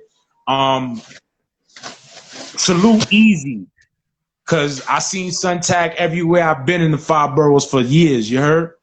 Him, Josh, all them cats. Josh 5, anybody that was mentioned, that you, Astro, I seen his tag. You know what I'm saying? Cope, I seen his tag. Me and you used to talk about graffiti on a regular basis. You know what I'm saying? About the Checos and you know, LI and a lot of cats, because I used to be really paying attention. Stacks, you already know. KA was one of my favorites from the hood. Like, you know what I'm saying? The floater legendary, KATKK, you already know.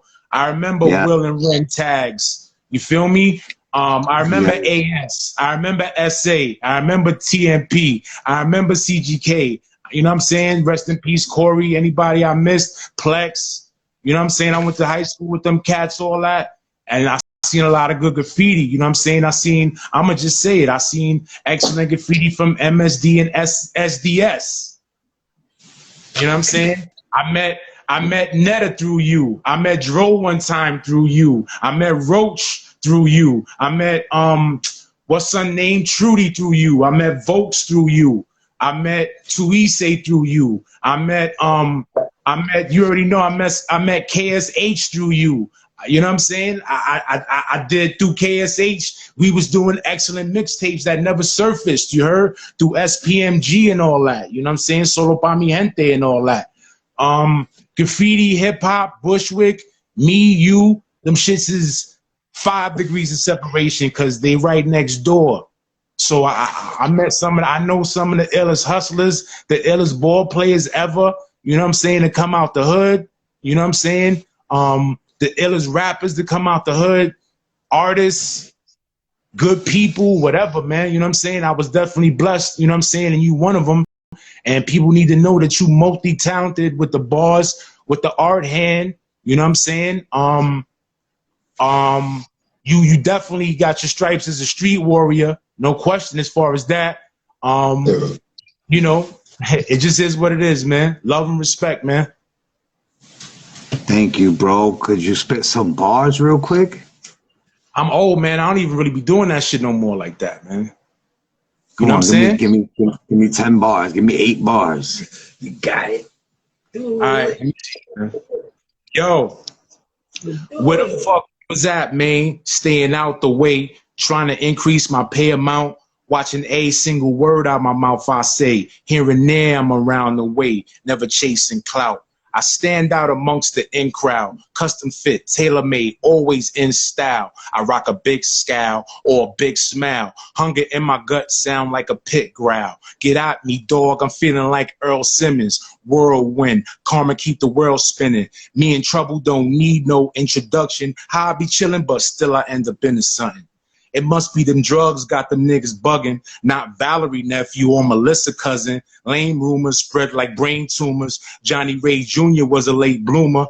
Ignorant, I had to figure shit out on my own. Gray hair, 16, man, child looking grown. Grandpops was the king, locked me out of the home because I wouldn't bow down to the throne. But I'm Leslie, son, rebellious down to the bone. My mama's only child, I was out here alone. Never ever was about what your cowards condone. Even the shooters couldn't take Maine out of my zone. Man to man, 2, 3, I still do me. That's you know. Oh, that's grown man rap, baby. That's that grown man shit, boy. My nigga, yo, I fucking wish I could cue that shit up right now. Where the fuck you was at, man? I was in the Himalayas, introspective, peeling back the hidden layers. In perspective, I ain't never been a hater. It ain't never been in my nature. Had my share of women, but I never been a player. I had all sorts, thick, slim, tall, short. Made my rep with the pen and paper. Kept getting nicer and did my little thing on them ball courts. Growing up, we played all sports. Tournament jerseys, old life ball shorts. Cut from a different cloth. Swag never store-bought. Only winter stayed on court. I'm down 30 in the 4th quarter. Thirsty, friend of me's gave me salt water. I was stranded at sea, swam back to shore. At my funeral, I flung open the casket door. Fuck that, main back for more. Pardon my French, excuse the weed, pardon the stench, is only the beginning. I start and commence to reveal real feelings because they far too intense to conceal and hold back. False accusations, fabrications, and no facts. Recorded conversations, this shit's so whack. I stroll back down memory lane. How you remember Jermaine was never the same. Stains on my resume, but I'm never ashamed. I took some losses, shook it off on some bullshit, but never again. It's better to gain. Positive, negative, pleasure, and pain. I send the devil back to wherever he came. Son, I weathered the rain. Now I'm 3 steps ahead of the game. For the win, I hit the 3 at the end of the game, nigga. Scored a goal and won. Y'all niggas foul, knuckle up, no handgun. Hand to hand, ain't a man I ever ran from. 14 Jefferson, Mike and Margie grandson.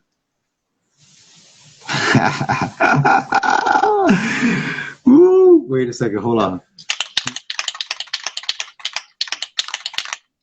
Yeah, man, that's why I was about to say that you're definitely one of my favorite MCs from Bushwick.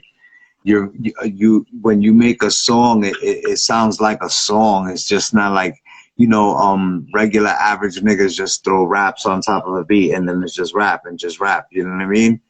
I definitely do. Huh?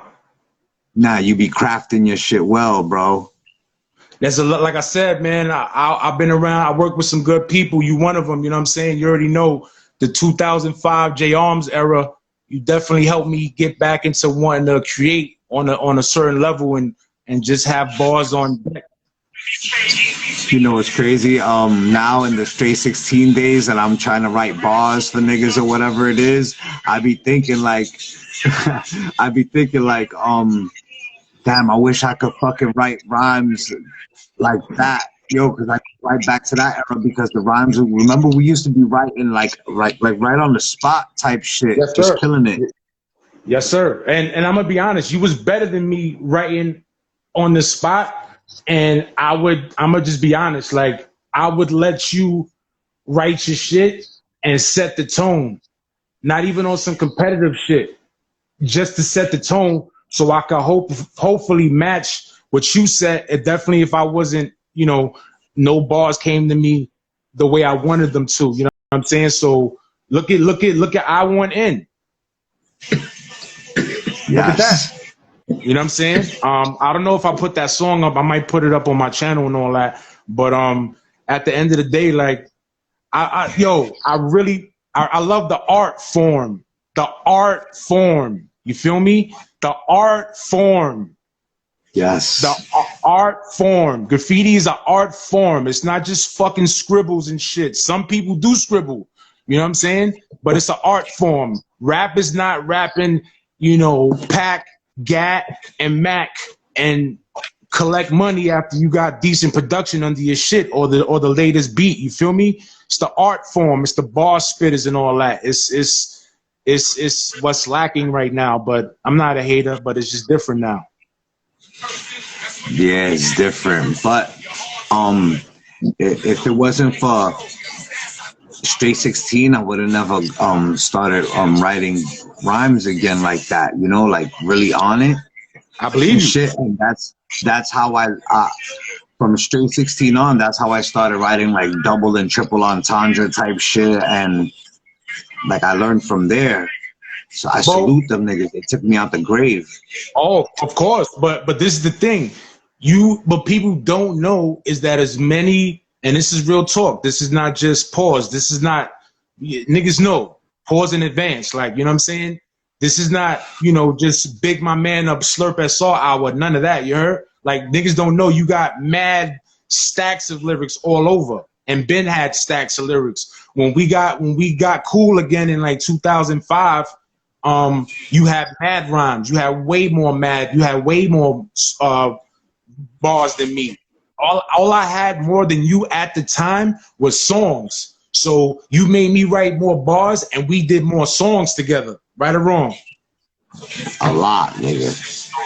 You know? So Shady Town Anthem was still one of my favorite songs I ever did, because that was on the spot, them bars. But we did a lot of music, my dude. You know what I'm saying? We did a lot of good music, and I wouldn't. Nigga, Jimmy is right next to me playing Black Graff Republicans. Who? Jimmy. You know Twin Jimmy? Oh, salute Twin Jimmy. I think I went to Cleveland with him too. Salute Joe 21 and all that. You know what I'm saying? Yo, I met a lot of cool dudes. I met a lot of good creative dudes and all that. I met some real niggas and all that. You know what I'm saying with you? Whether it's your family, whether it's your brother Ray, whether it's Renee, you know what I'm saying? Whether whoever, you know what I'm saying? I don't care. Mego, I don't care. I met a lot of good people just being around you. The atmosphere to even want to create was always love in the crib, you heard? That's the most important thing, bro. You got to be in the atmosphere where you could your thoughts could flow and you could just be yourself. Period.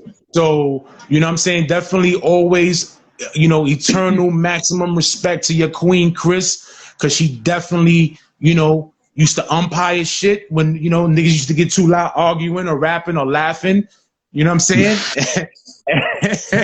And then she definitely used to let niggas rock out and create and just be cool. Nobody would disrespect in the crib. The energy was always love. You always have family around, friends around. You know what I'm saying?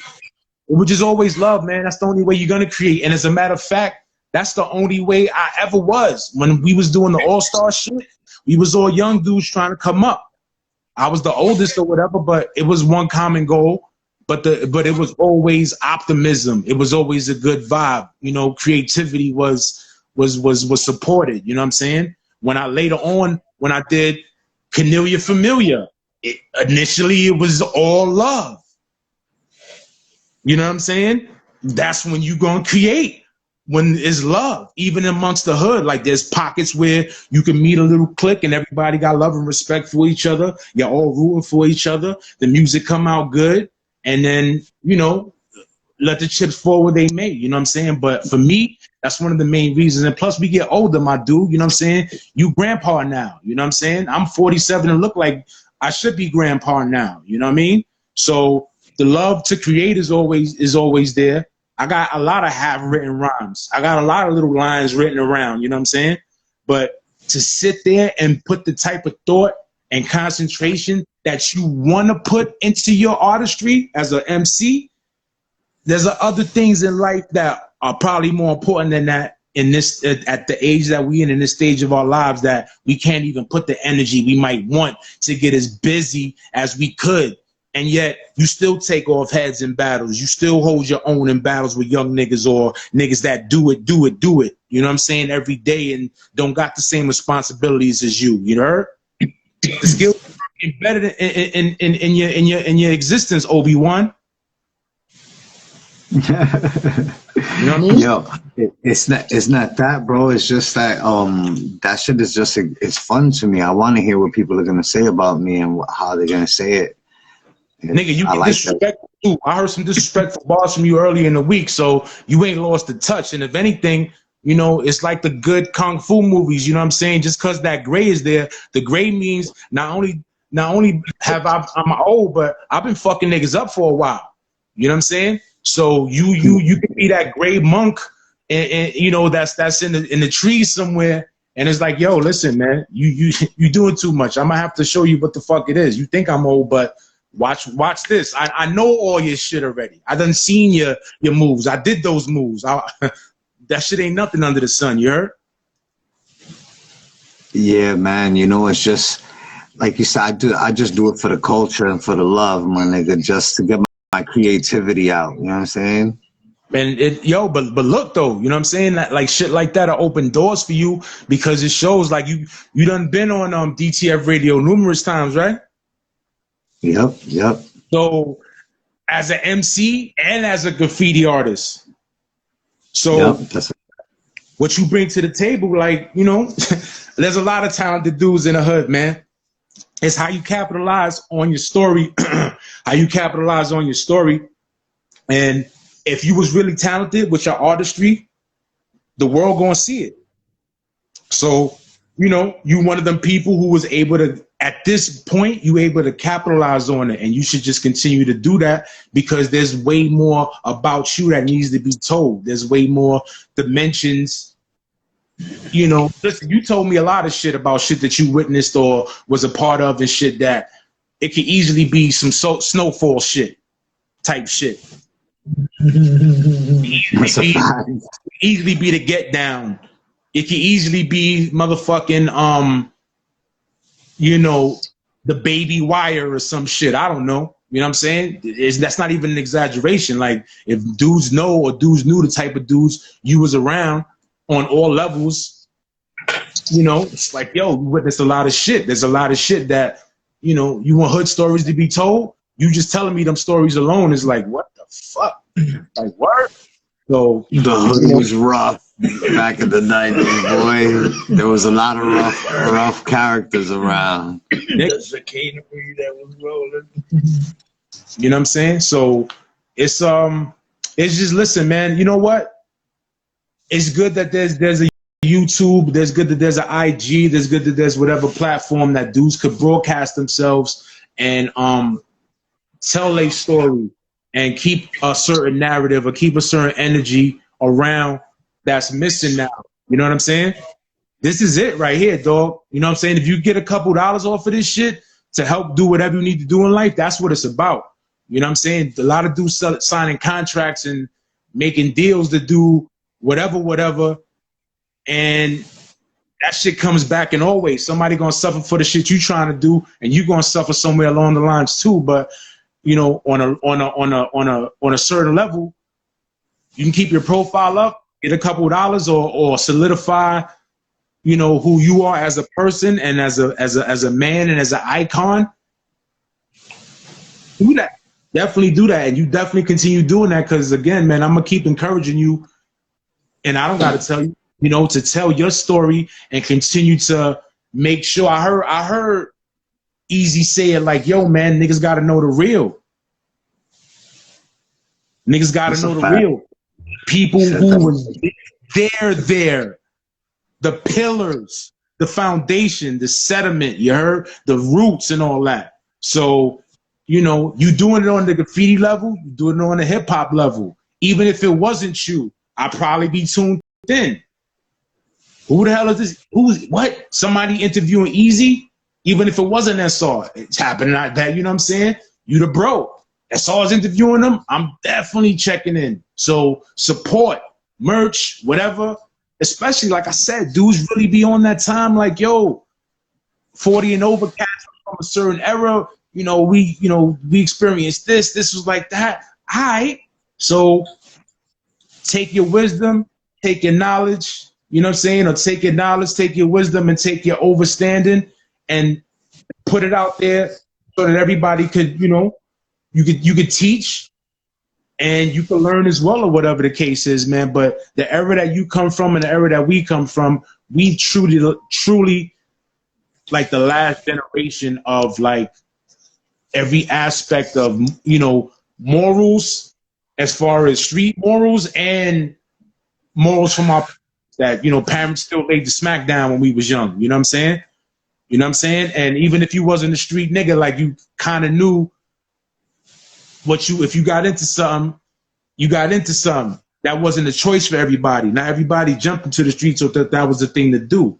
You know what I mean? Nowadays, dudes think that shit is the thing to do out of high school or whatever. Too many people. It's not, shit is not for everybody. So we the last ones to be able to tell people like, yo, we lived that. That shit is non-existent anymore, man. Now niggas is driving 100 miles per hour into a brick wall with your eyes closed. Like, capitalize on your talents, man. Capitalize on your talents. For real, son. I survived that shit by accident, my nigga. Son, nah, it wasn't by accident. It was meant to be, nigga. It was meant to be. Period. You know what I'm saying? People get their TV turned off. People, you know what I'm saying, die suddenly, and it's you know, inexplicable and all that. You know what I'm saying? Who knows, man? Who knows, man? Who knows, man? You know what I'm saying? You definitely know the type of shit you've been through. I heard enough stories and about what you've been through. I either was there right after certain shit happened and it was like, damn, nigga, how the fuck? You know, after cops done flipped on you, all type of shit. You know what I mean? So I already know like your story is crazy, and that's just from what I know and seen or whatever. You know what I mean? So it was meant to be. You know what I'm saying? Definitely keep doing what you're doing, and you from that era, man, not ERROR, that era, ERA, son, you heard? So it's kind of our duty to keep the shit, level, not swaying too much to one side or whatever. You know, even us in our 40s, you know what I'm saying, gotta conduct ourselves in certain ways. Never get soft, you know what I'm saying, but definitely know that, like, yo, there's other ways to handle it unless it's a supreme violation and all that. And supreme violations really need to get handled right then and there. So, you know what I mean? So that's how I feel about what people like you and people from our age bracket and the era that we were from represent, as far as, you know, maintaining a certain level of honor and thought into the culture in all aspects. So let me ask you a question. Are you gonna drop another Straight 16 ever? I don't know, man. Like I said, like literally, like I said, man, I wish I could spend the time on my bars the way I used to and the way I really want to. But I'm gonna be honest, man. I spent too much time over the years really trying to make music and outdoing myself and competing, and nah, I'm gonna make that track or I'm gonna make them tracks, and then you neglect other shit. And I just learned over the literally, I always had a gig, you know what I'm saying? Outside of the bullpens and the bookings for some weed, I've never been locked up. So I always was on some shit where I kept a gig. You know what I'm saying? I might have did a little this and that to keep some money in, but I always kept a gig. So that don't mean I always was a responsible adult, though. That don't mean I took care of my bills and my rent the way I was supposed to. Sometimes bills and rent went to weed and clubs and sneakers. You know what I'm saying? So I mastered in my 40s how to finally be a responsible adult. And guess what? That shit requires a lot of concentration and attention. You know what I'm saying? Money don't grow on trees. So how I move, what I spend money on, who I'm around, that shit is very critical and all that. You know what I mean? So you just gotta maintain your square, keep your finances in order, and sometimes solitude is the best thing, man. That's a fact. I know that shit helped keep money in my pocket. I know that shit helped me learn that you know, I love a lot of people, but I'm my best friend, you know what I'm saying? So, nigga, that's the fact. So, but at the end of the day, man, I love the music. I still, like I said, I got a lot of half-written bars. I got a lot of songs that may never make it in my head. There's songs that I could go to the studio now and go do. You know what I'm saying? There's songs I could release right now if I wanted to. I just don't know what the fuck I'm doing. And I'm really concentrating on being a responsible adult, making sure my priorities are taken care of. And, you know, I'm always ascending on some righteousness vibe. If that shit sounds corny, then it's corny. But if you know me, anybody that knows me knows me. So skip the bullshit. You know what I'm saying? Anybody that knows me knows me. Word. Jaime the Great, nigga. Jaime the Great. He spit bars. I'm just me, son. You know what I'm saying? And again, I can't stress this shit enough, man. You a warrior, dude. You've been to Rikers. You've been here. You've been there. But when I was in the crib, the shit was how it was supposed to be. The shit was love and respect. Nobody wanna go Rikers Island. My dude, that shit is what needs to get focused on. You know what I'm saying? It's not to civilize people. Make anybody think that they not ready to get busy at any given time if need be. But, you know, I'm tired of hearing YouTube war stories too.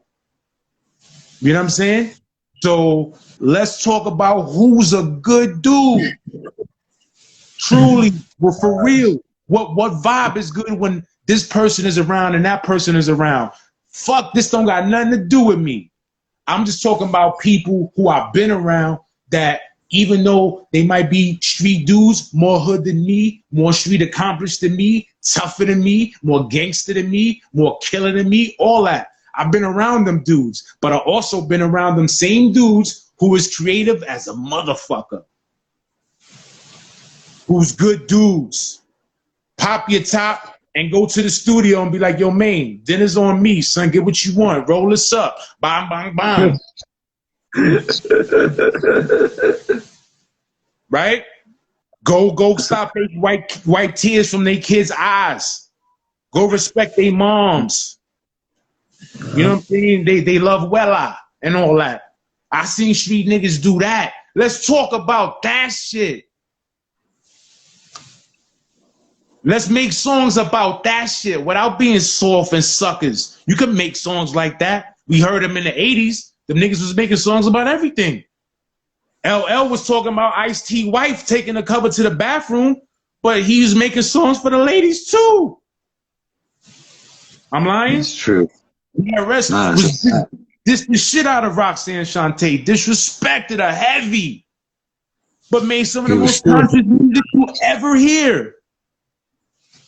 He the nigga that said woman is God. Now he the reason why that's part of my mantra too, because the world is backwards, y'all. Just want to let y'all know that shit too. So, but you know, you never know, man. There's dimensions to niggas in the hood. You heard? Niggas is creative. Niggas is articulate. Dudes are intelligent. There's a lot of that shit. So before dudes get all, you know, romanticizing and wax poetic about the old days and shit, a lot of the people that's still alive is the dudes who stayed away from the gangster and guerrilla aspects of the shit and focused on the love of their families and of themselves and got themselves involved in a craft and a talent and let that shit remove them from the streets and all that. Let's focus on that shit, bro. You here because of it. But you know what it is that niggas, it's like the bad shit is what people want to hear. That's what sparks niggas' ears, the interest, this shit, right? Yes, sir. Yes, sir. But the negativity. Yeah, right, but you know what? You could tell. How about this? It's because it's the American way, and that's because the devil runs shit. So the devil was in everybody, but we know who the devil. There's the devil, and then there's the Michael Jordan of devils. So we already know who the Michael Jordan of the devils is. So that being said, since they run shit based off of negativity and low vibration. So they took hip hop, which represented every emotion you could feel, and just kind of made it about a handful of things: sex, money, drugs. Like right or wrong. So that's their way of doing things. They always have violence as a part of life, but in self-defense, all right, cool, but gratuitous violence, that's the American way, my bro. That's what war is. That's what, you know, shoot 'em up, bang, bang TV Westerns are and all that. Westerns is colonization being acted out. Taking over your shit. You rooting for John Wayne to beat the Indians and all that shit. It's the Indians' land. So, but I'm just, with the analogy that I'm making is at the end of the day, like the only reason why people really is intrigued by the violent side of things is because I guess you gotta be violent in the hood. So a lot of times people want to respect violence, so it's gonna reflect in the music. It's understood, but you know what that's gonna lead to eventually. Period. The energy alone. You speak shit into existence, it's going to come around you. If it don't hit you directly, it's going to hit something close to you or people close to you or affect you in some way. Everybody don't need to have dashikis on and kufis and doing Professor X shit. And if shit ain't everybody, just be you, but be creative, my nigga. Like, you know what I mean? Be creative, man. I feel like there is no creativity left in a lot of things. It's out there. It's just not out there in abundance on the mainstream like how we seen it growing up. You know what I'm saying? But again, not to, you know, it is on the straight 16 for real. It is when you post on IG your freestyle. It is when you on YouTube posting your shit. It is when you somewhere trying to get your profile up and sharpen your sword. I mean, show that you nice, whether it's competitiveness or you just want to share. At this point, I don't want to battle nobody. I just want to, if I create something, I want to share it. You know what I'm saying? If I had to, I'm sure I could battle somebody, but I don't want to do that. That's not really what I want to do. But, you know, creativity is creativity, man. Create, man. Stop it, man. Everybody, you got a talent, man. Create, man. Fuck that. You got charisma. You can talk. You can interview people. Interview them. You know what I'm saying? Shine light to them. Do whatever you can that's not going to put you at odds or in competition in a negative way with the next man. Because in the hood, we can't tolerate that for some reason. We'll eventually try to fucking kill each other, whatever the case is, or do something to each other in some type of way. You know what I'm saying? You don't be seeing that. You don't see that in two other. Anyway, even if other niggas do it, we shouldn't be doing it. So fuck that. Just create. Stay out each other's way. If you're not gonna support, stay out that man way. Period. You know what I'm saying? Other than that, create, man. Make your lane with your creativity. I'm gonna keep saying that because I hate my job. I do it. I'm grateful that I have it. But if it's not helping my creativity, if it's not allowing me to feel a certain level of freedom, a job is slavery. You know what I'm saying? So I had jobs where I could write rhymes all fucking day, and it was lovely. I had jobs where you can't.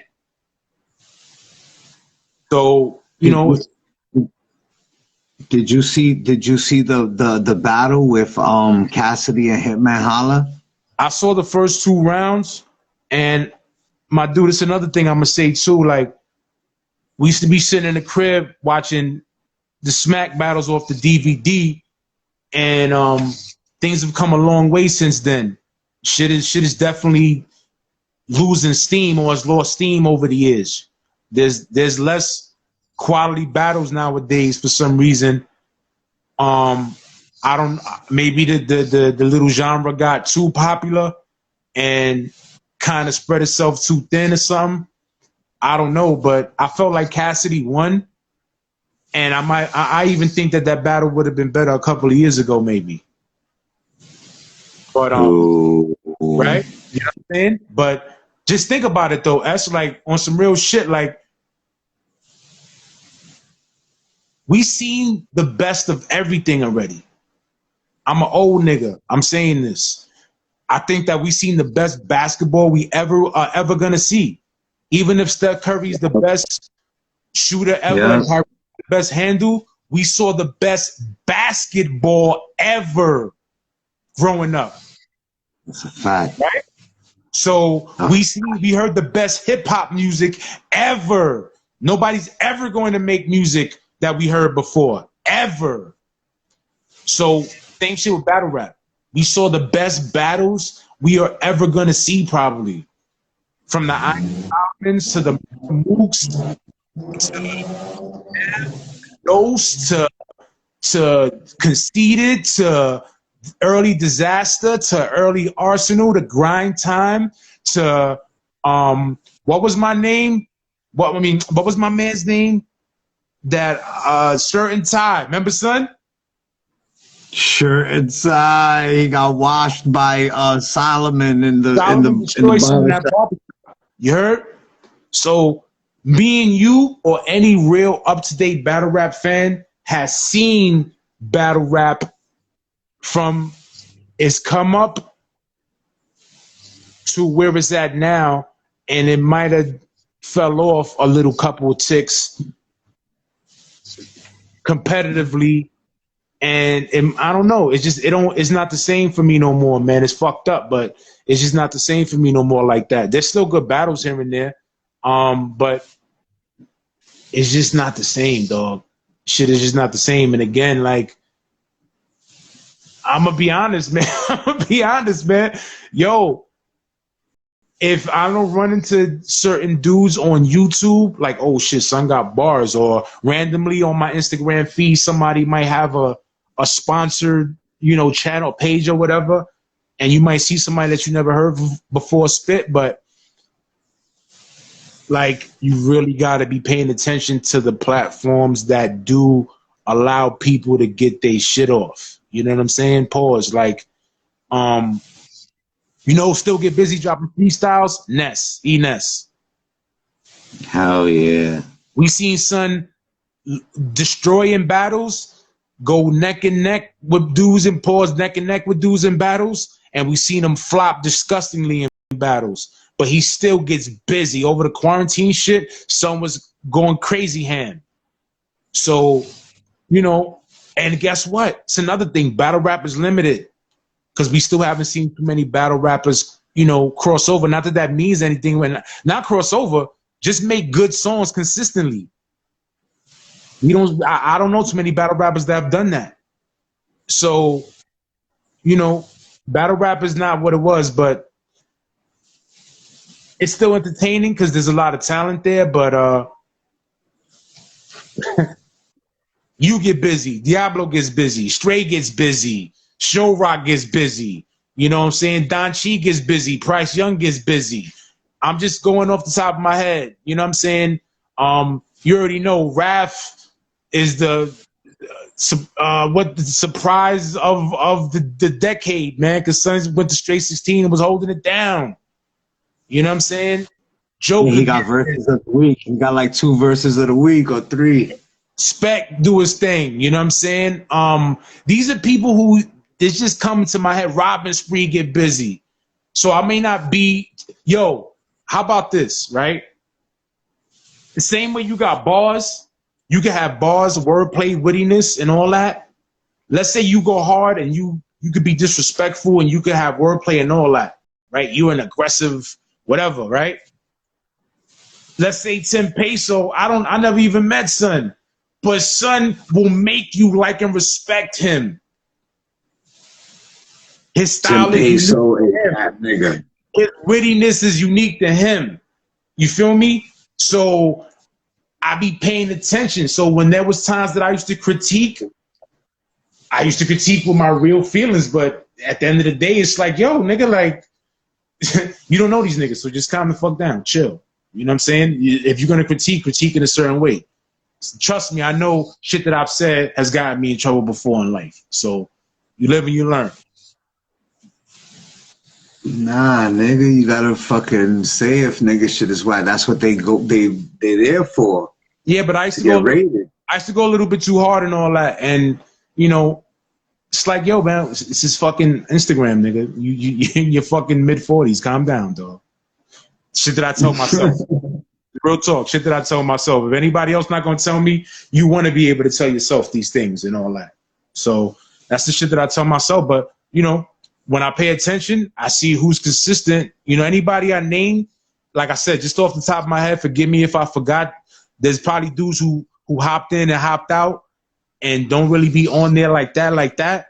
But they probably spit. They 1 or 2 times they was on, they probably tore it up. And I just don't remember their names like that. You know what I'm saying? But whoever's consistent and that I seen, they've been around. They've been getting busy and shit like that. Then Straight 16 helped me see people I didn't see in years. You know what I'm saying? What's my man's name? Smooth? Ralph? Yep. MC Smooth. The Luke son. He was at the Grover Cleveland talent show we did, looking at the front door. Niggas was going crazy for that. You know what I'm saying? And he had his own bars. And he kept bars. You know what I'm saying? Smooth. You know, son, niggas been around for a while, man. The hood got a lot of talent, dog. Niggas got a lot of talent in the hood. You know what I'm saying? But real life takes over. And especially the time in the 90s or whatever, you really had to be about the shit. You couldn't film your own videos. You had to have money and some clout behind you to film videos and press wax up and, you know, really promote yourself. Press CDs, cassettes, vinyl, stickers, promo this and that. You had to. Shit wasn't as easy as it is now. You know what I'm saying? So you had to really want to do this music shit, and God forbid you was in your teens or your 20s and you had a kid and you was about, you know, taking care of your family. You might have had to sit your little rap dreams to the side and all that, you know what I'm saying? So, or you might have became a responsible adult and knew how to handle his priorities quicker than I did. So, you know, a lot of talent in the hood. You know, we just grew up differently, and we just seen the best of everything, man. And if we still here to talk about it and still create, we still could, we still could create on a high level, you heard? Definitely, man, definitely. See my man, salute Diablo.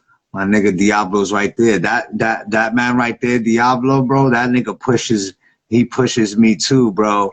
Yeah, son, and listen, like, he got that slow flow surgical shit, you know what I'm saying? I listen to Son bars and all that, you know what I'm saying? He puts his bars together and all that, and he be getting that niggas, man. The aggressiveness and the tone is there, man. I respect that, man. Like, you know what I'm saying? He has an album destined for greatness, bro. It's fucking incredible. It's phenomenal. And Yo, that's no cap, nigga. Straight phenomenal. That's the first and only album that I have on my phone. listen, there was never no time that I heard him spit something that wasn't worth listening to. You know what I'm saying? Definitely replays and all that. Just to like, yo, did he say that? I heard, yo, listen. So, you know, again, man, love and respect, eternal love and respect to my bro. Son, when y'all was on live, what was y'all, F Boom Studio or something?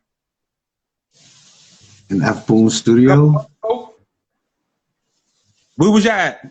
Y'all did that live and it was all red in there and all that. You was there, Spec was there. Oh no, that's In Your Ear Studio. That's In Your Ear Studio. My bad for getting confused and all that, but you know, the homie was the one put me on to the lives, you know what I'm saying? And keeping me abreast of what y'all was doing and all that. So I stayed in tune for the most part, especially through him too, you know what I'm saying? And the twins' nephew was the one that put me on the Straight 16 from the beginning. So listen, man, I love the art form, man. I love the art form. So even if I ain't on IG like that, a lot of times I might put IG on my phone, like just tune in, and the first thing on my timeline might be somebody's Straight 16 verse. But you know, I'm also a nerd without the glasses. So when I'm on IG, you know, I'm looking to try to break down quantum physics so I can help the hood understand the shit and help me understand it. You know what I'm saying? I've been like that. I think I kind of put some of my energy toward that type of shit. Not so much activism, but staying focused on the knowledge and trying to help other people understand it while I understand it. You know what I'm saying? So I think I probably push my energy towards that, especially when I'm on social media or whatever. But you know, between Straight 16 and you continuing to work, and the dudes like Diablo, Don Chi, I really paid attention and heard shit. So that particular day when y'all did that live, I got to hear people's catalogs and see what kind of talent pool they had. And dudes could put a song together. Dudes got some bars. Dudes got some versatility in their shit. I respect it. I love it. You know what I'm saying? It's just good, man. It's just refreshing. But at the end of the day, like me personally, over the years, I just backed away more and more from social media if I'm not looking for something in particular. And I just be trying to stuff my brain with information and more information and trying to help myself understand it and then break it down for other people and all that. Word, man. I'm still waiting for the day when I have a full project. I think that around the time when you was doing the Cornelia Familiar shit, that was like a lot of good music that you made, a lot of like the best type of music that you ever made. Well, that shit came behind what me and you was doing. You know what I'm saying? And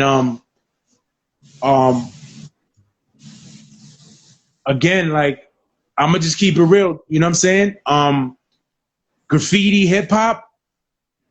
Roach didn't have no bars. S. Who? Roach, RGN. Hell yeah. Got bars, right? You know what I'm saying? Every track, just keeping it real. Every track, every freestyle. Never was it getting better and better? Yes. Strong graffiti artists, and if not legends, in some cases, with multiple talents and abilities, who gave a fuck about what? Not the lick, the art form. It's a fact. I wanted to be surrounded by that. I wasn't trying to get in the game just to get in the game. I wanted to be amongst somebody who looked at the art form the way I looked at it. Whether you think I'm nice or not, I don't give a fuck. At the end of the day, I've been around enough respected dudes. I had enough dudes respect my shit. I had enough dudes influence me to do better. Believe it or not, maybe there's dudes who people might think I had beef with or disrespected, they might have influenced me to do better as an MC. Yeah. It's all about the mentality. It ain't beef. I hate you. Fuck you. You a bitch. I'm going to destroy you. I'm going to destroy you with my mind and some creativity. I'm not looking to fight or none of that. If we do got to fight, then that's when the destroying comes in. But I'm not looking to take it somewhere that niggas is going to see somebody. We had heated arguments, correct, sir? At times? Yeah, hell yeah. You a warrior. I definitely ain't no, I don't go looking for no trouble, but I definitely ain't no sucker. So if we had to get it on, we'd have got it on. It just never got there.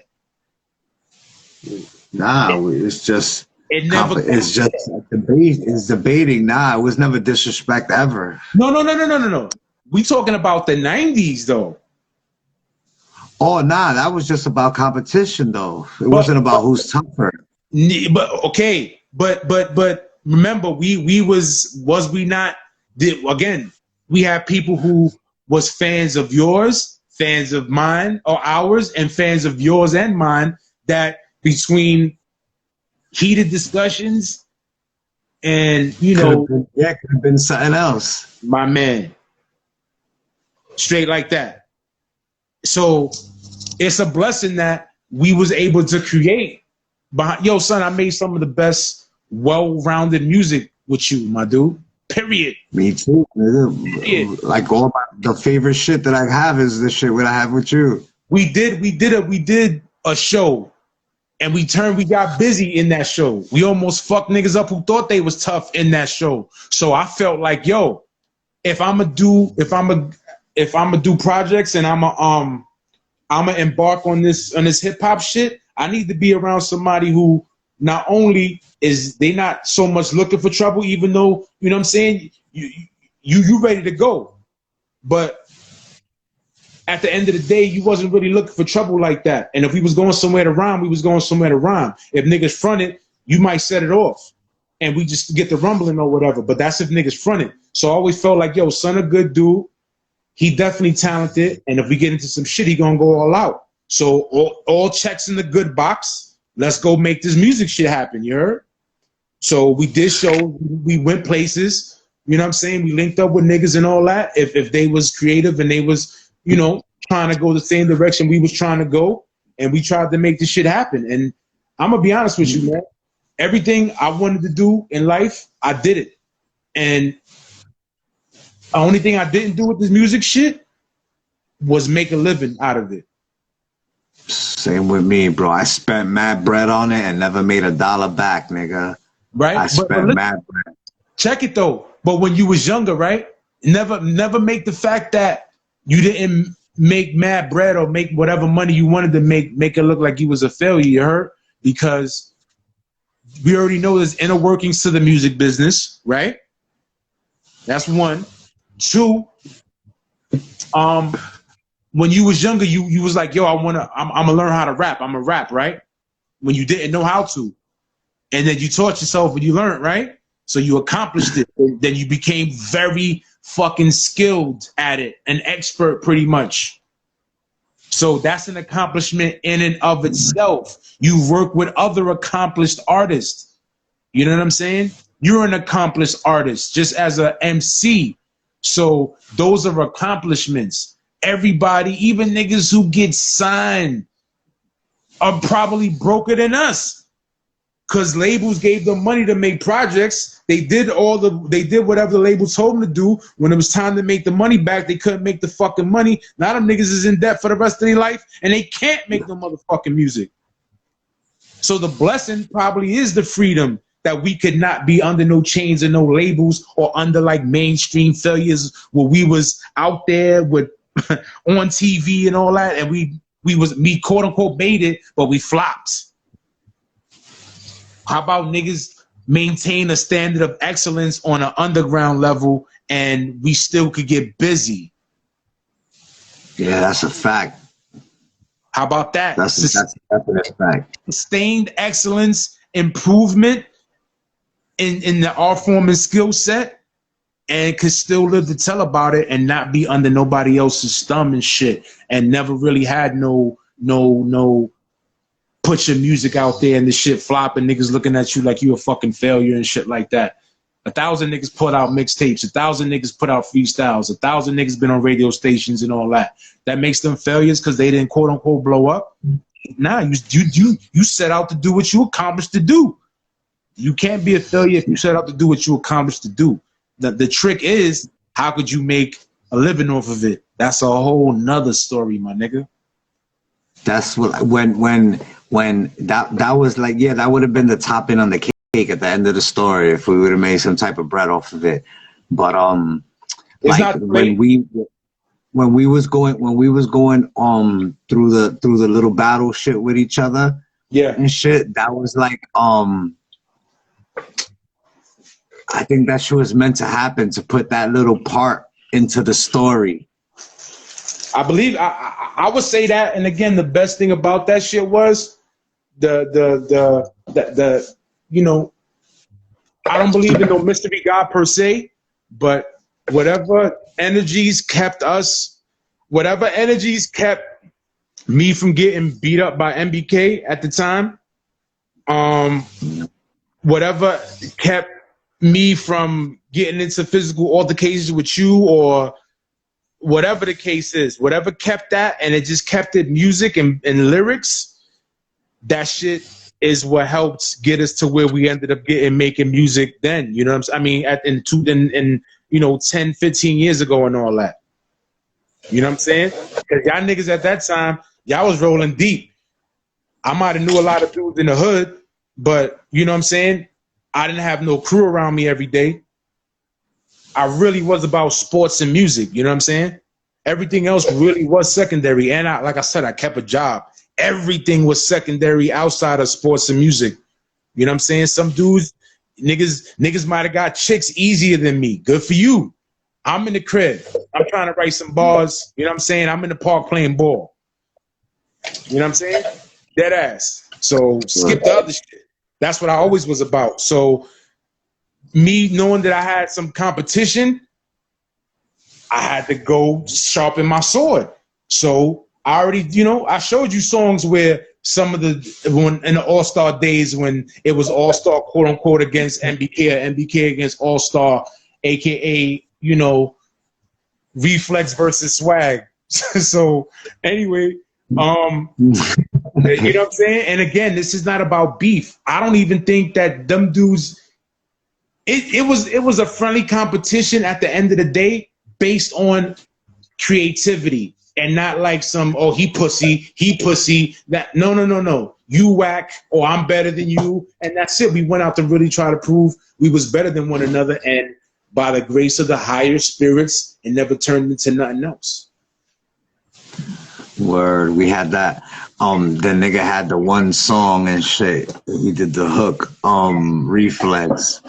And he was like, oh, how many more MCs must know that they can fuck with us?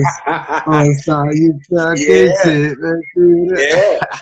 So you know, you already know. Like once we heard that, like we had to do something. But to be honest, though, niggas was doing so much music in Swag Crib at that time that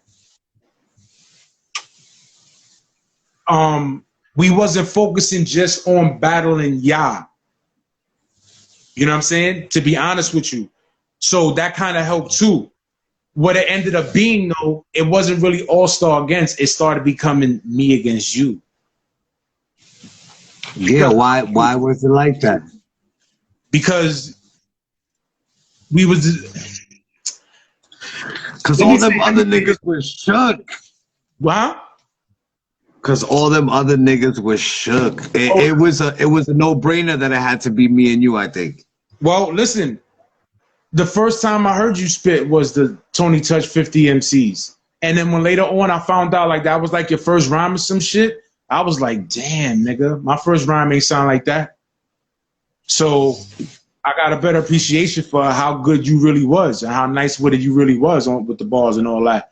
So, but yeah, you know, you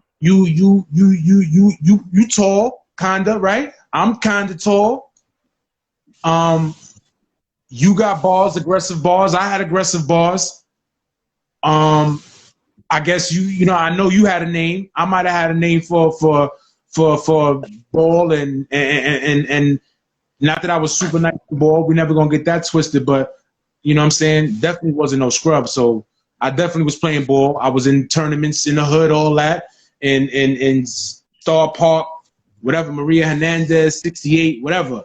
So, you know, dudes had profiles or dudes were known in some way, shape, or form. So it kind of was like, it's kind of, yeah, man. And we probably might have been the standouts from our own crews. Let's just call it that. That's not about bragging. Yeah. No? Yeah, that's what it is. So we was the standouts from our crews at the end of the day. And it was like two titans going at it. And we had a good battle, like a dope battle. You know what I'm saying? And it turned into years later, like excellent. Listen, man, again, man. When I heard Raw Meat, I was like, yo, this shit is the dopest shit I heard in a minute. The beat was hot. You was spitting fire. The energy around us doing that music and the lifestyle you was living at the time, 99, 2000. The niggas I was around at the time, 99, 2000. It's a great time right there, bro. The best. Great. And again, man, That was the best. if he ever hear this interview, let me do this. Yo, Luch, salute. Thank you, nigga. For real. Thank you, nigga. Straight up. Thank you on some grown man shit. Appreciate you on some grown man shit. Even though you a crazy nigga, you crazy, dog. You a wild boy. But I knew you from young, man, elementary school and all that. You know what I'm saying? Early junior high school years from the block, Jefferson and Irvin. Shout out to Everlast and pacing them and all that. Listen, I know for a long time you always been crazy, but you might know better than me. Did he try to make opportunities for dudes? Yes, he did, man. Yep. Was he backing you, knowing that you was nice and providing the opportunity and a platform for not only for him to make some money and become a mogul at a time that dudes was trying to be moguls? He almost pulled it off. Yeah, almost pulled it off. Almost pulled it off, and it was more fake it till you make it. Yes, but y'all wasn't really faking it because, the vehicles was there. The life you was living, the life you was spitting, you was living. You know what I'm saying?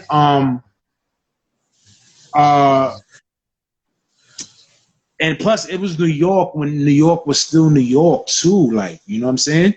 So yeah, it was the whole time. It was everything. Everything, man. It was the last. It was the last of the good times that you could have in the hood.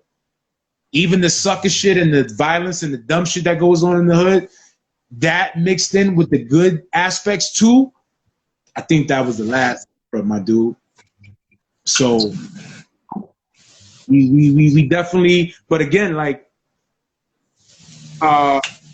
steel sharpened steel, man. We really was there with them J-Arms instrumentals, man, going at it, you heard? We really was on Mass Cyphers and all that. Mass Cyphers was Straight 16 before Straight 16. Right? Yep.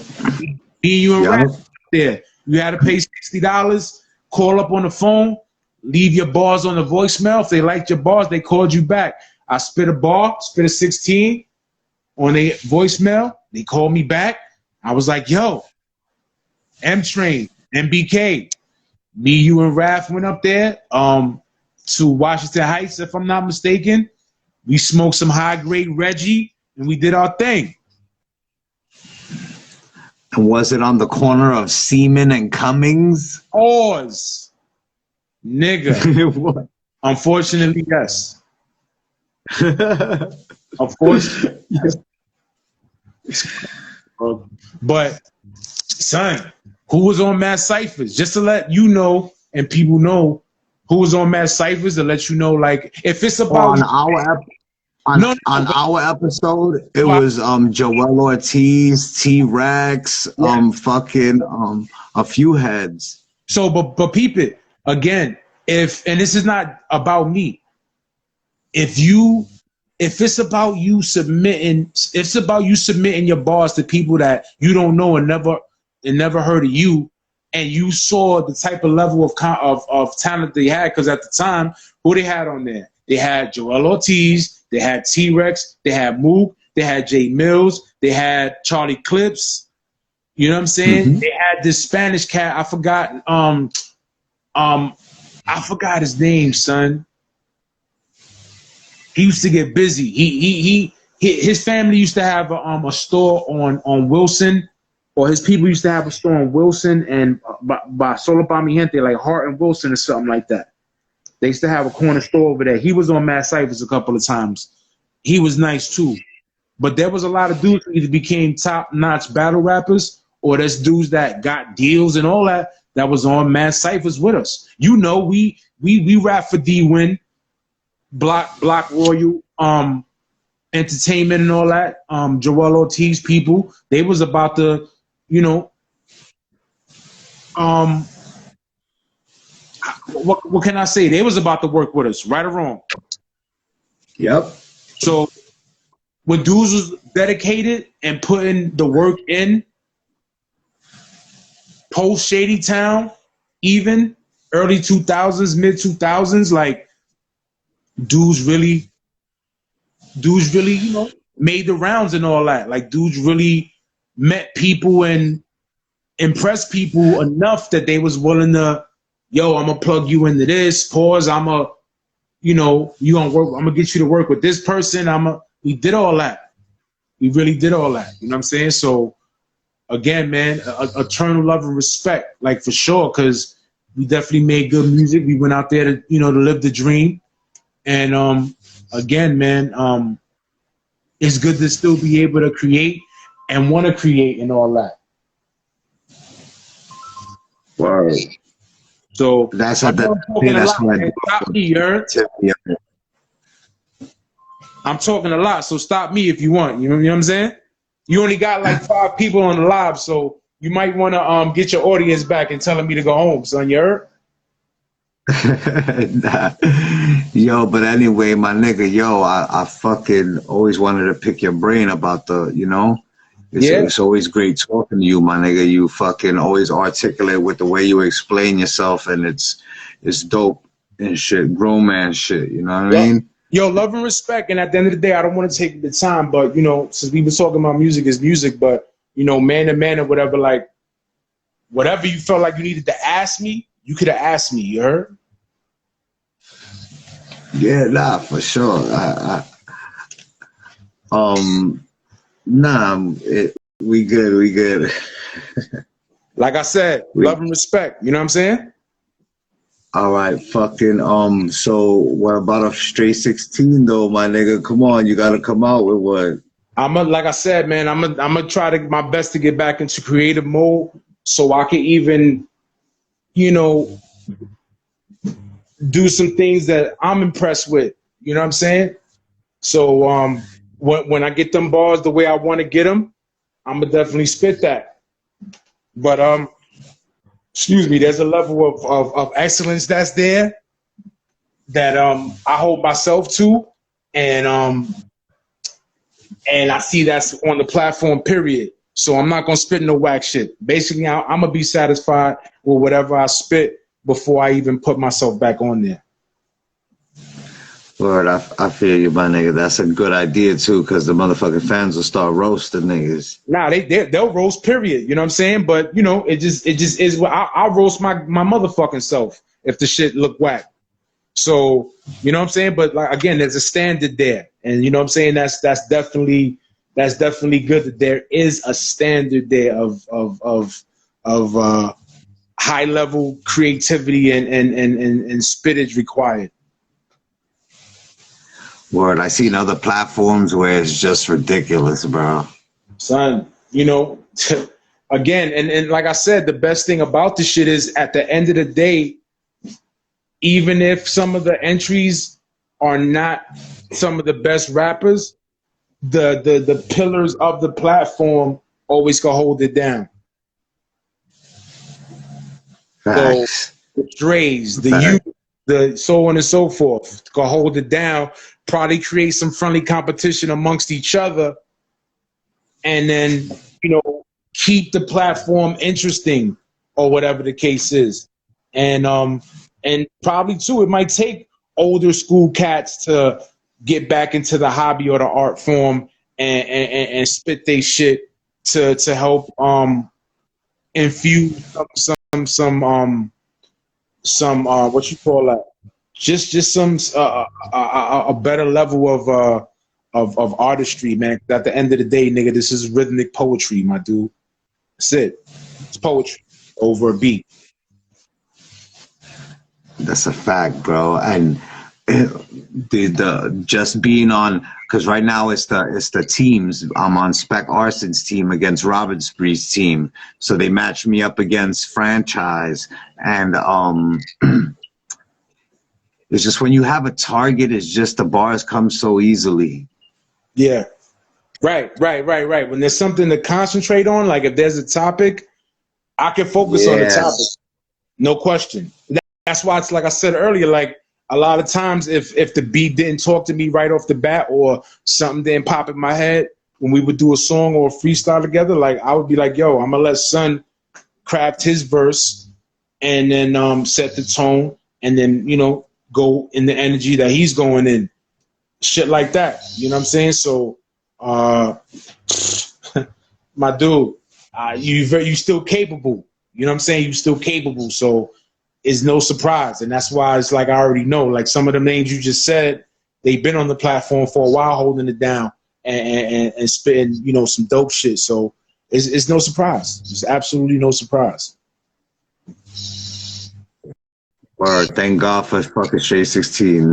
Nah, no question. And even again from the sidelines, like, you know, the shit make you. I think that shit is like, yo, it's cool. Like, yo, you used to rhyme. Let me hear some. I think that shit is cool. Still to this day, I be wanting to have bars with somebody. You know what I'm saying? I really do. Like seriously. You know what I'm saying? Oh, you should do graffiti? Let me see some. Draw some. What's your tag? Niggas want to see. So if you got talent, oh, you used to play ball? I'll bust your ass. Let's go play. Or we used to play at. Niggas, if you got a talent, people want to see your talent. It's not even about bragging or showing off. You could just mention that you have a talent and people want to see what you about and what you could do. There's nothing wrong with that shit. And again, like as dudes that, you know, respect the pen game aspect of rapping, like, nigga, that's the place to be. As a matter of fact, I don't even know personally any platform on IG except that. If there are other platforms with dudes sending their bars via little video and all that, I don't know about it. And I'm sure it's out there. I just don't know about it. So, and you can see the reach that they ended up getting because niggas is definitely worldwide. Dudes is definitely in other states. You know what I'm saying? So there's repeat cats from other countries and all type of shit. You know what I mean? So whoever came up with that and then had the right and plus just them alone, they know mad spitters. So it wasn't hard to, you know, give everybody a platform and some shine and as well show people that they still got it. So this shit was good for everybody. Everybody caught their little lick on there and either, you know, let it be known that they had bars or, you know, continue to, you know, go on the platform and continue. Either they did it one time or they just do their little 1-2 here and there. Or again, the standouts is the pillars, the dudes that you see regular. It's probably good that the dudes that's on there regularly that built up the platform are the best spitters on there. It kind of helps shit, to be honest with you. Where you got the main hitters, the main squad that'll smoke a lot of niggas. Pause. That's it at the end of the day. So that shit definitely helps. And yo, put it to you like this, man. If you can make order out of chaos and all that, come from the hood and somehow take some time to create through this madness that we be living through and shit, you definitely talented. You definitely special, you heard? Definitely Word. special. So, again, man, you nice enough to use you come from the gutter and the concrete jungle and all that, but you still got enough intelligence and wit to create. Son, you gotta be special in some way. Word, salute, man. That it's a miracle that we survived through all this madness, even to this day, right now. Yo, these times is crazy that we're living in, bro. Yeah, man. You know what I'm saying? Like, you really gotta I don't wanna say enjoy, not just enjoy life, but now you really gotta respect life. Not fear type of respect, but take the little time to, you know, live life and all that, but take the time to analyze and be like, yo, shit is fragile. You really never know. You know what I'm saying? And whatever you need to do, whatever you need to fix, get right, whatever you need to feel like you need to accomplish in life, if it ain't hurting nobody else, man, do it, man. Do that shit. You don't know what the fuck is waiting for you out here. So as much, you know, you really got to go out there and do it, man. You need to squash that beef. You squash that beef. You got to tell somebody you love them. Tell them you love them. You need to tell somebody, you know, you're not feeling them right there. You need to tell them in the best way you need to tell them.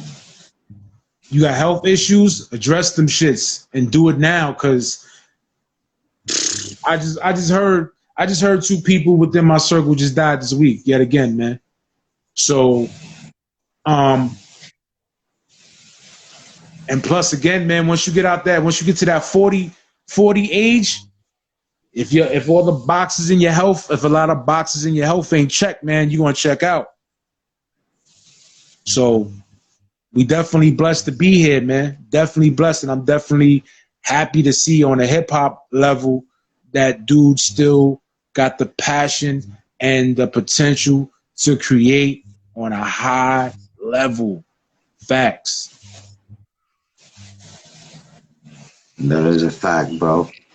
That is a fact, because that's the main thing, to always outdo yourself. So it's the highest level you could take it. And that should really be your main and only competition at the end of the day. You know what I'm saying?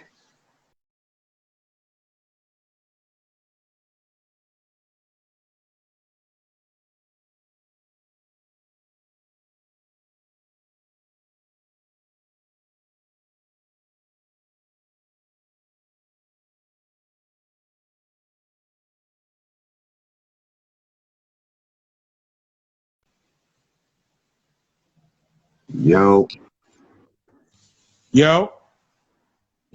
oh yeah, you back. Oh, my bad. But you know, create, man. Do that shit. Definitely, everybody create, man. If you're a creator, do that. You write. You draw. You dance. You DJ. You make beats. Do that shit. You know what I'm saying? That's the freedom. Creativity is freedom, man. I'm gonna just say that. Definitely is, yo. If it wasn't for graffiti saved my life, bro. I think I heard somebody say that before, but it did. Graffiti and music, because that's the way that I could fucking express myself truly and feel happy doing it. A feeling that I never get from nothing else. And you know, that shit is a true blessing that you have that talent. You told me Mama Love was nice with the art too, right? Yeah, my mom is an artist, a born artist. My uncles, my grandmother, me, my niece, we're all artists, yeah, born. You know, listen, man, I wish I could draw. I wish I could do the type of shit you do, you heard? I'm dead ass serious. Straight up. I swear to God, man, I used to look at all these niggas' tags, throw ups, all that, floaters, all that, and be, damn, I wish I could do that. Who I used to see? Damn, who was them dudes, man? Audi, DORU5, Yep. CR. I'm just though I see that shit and be like, yo, I wish I could do that shit, man. For real. Stacks. Wow.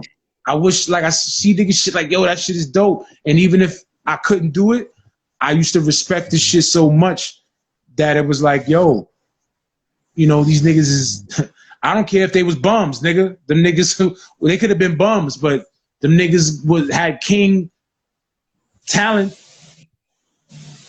You know what I'm saying? You might see certain dudes and they may not look the way you picture them, but them is the niggas dropping your paws, dropping your jaw when you on the F train going to Smith and Knight and you see somebody hit a rooftop, or they high up on a wall somewhere, or they on the BQE and you like, how the fuck son got up there? Or wow, like whatever. You know what I'm saying? You on the train and you see somebody's tag. I remember when I seen New Jack City and the RLC MSD tag, I bugged the fuck out. Yeah. That's something from Right down in the beginning. Huh? Right in the beginning of the movie. Shit crazy, dog. You know what I'm saying? Right in the beginning of the movie. You got a lot of airtime in still pictures and probably some videos and movies I haven't seen yet. So yo, shit is, you know, we all woven together most of the time in a positive way. We all interwoven through the creativity that we have or the talents that we have. Straight up. Anybody I met was through basketball or music. Straight up. All the homies was through basketball or music. Straight like that. So whatever talent, whatever your interests are, whatever, especially if they positive, is pretty much going to draw you to a certain type of people and whatever the case. So I was around a lot of creative people or niggas that had hidden talents that, you know, or that they didn't even know they had. A lot of niggas I was with, Chambo wasn't writing when I met him. He started writing and started getting nice. You know what I'm saying? So that's crazy. You never know. You never know. That's the same shit that happened with me. Niggas was just freestyling around me. And niggas always used to be like, yo, come try. And that's what happened. I tried. And then you ended up exceeding niggas. You know what I'm saying? Yeah. So rapidly. Right. Right. So there you go. So at the end of the day, man, it's the passion for what's positive and our talents. That's probably the reason why niggas is still here. Cause we didn't take that energy and put it into negativity and all that. You know what I'm saying? So sometimes the blessing you get really does come from karma and all that.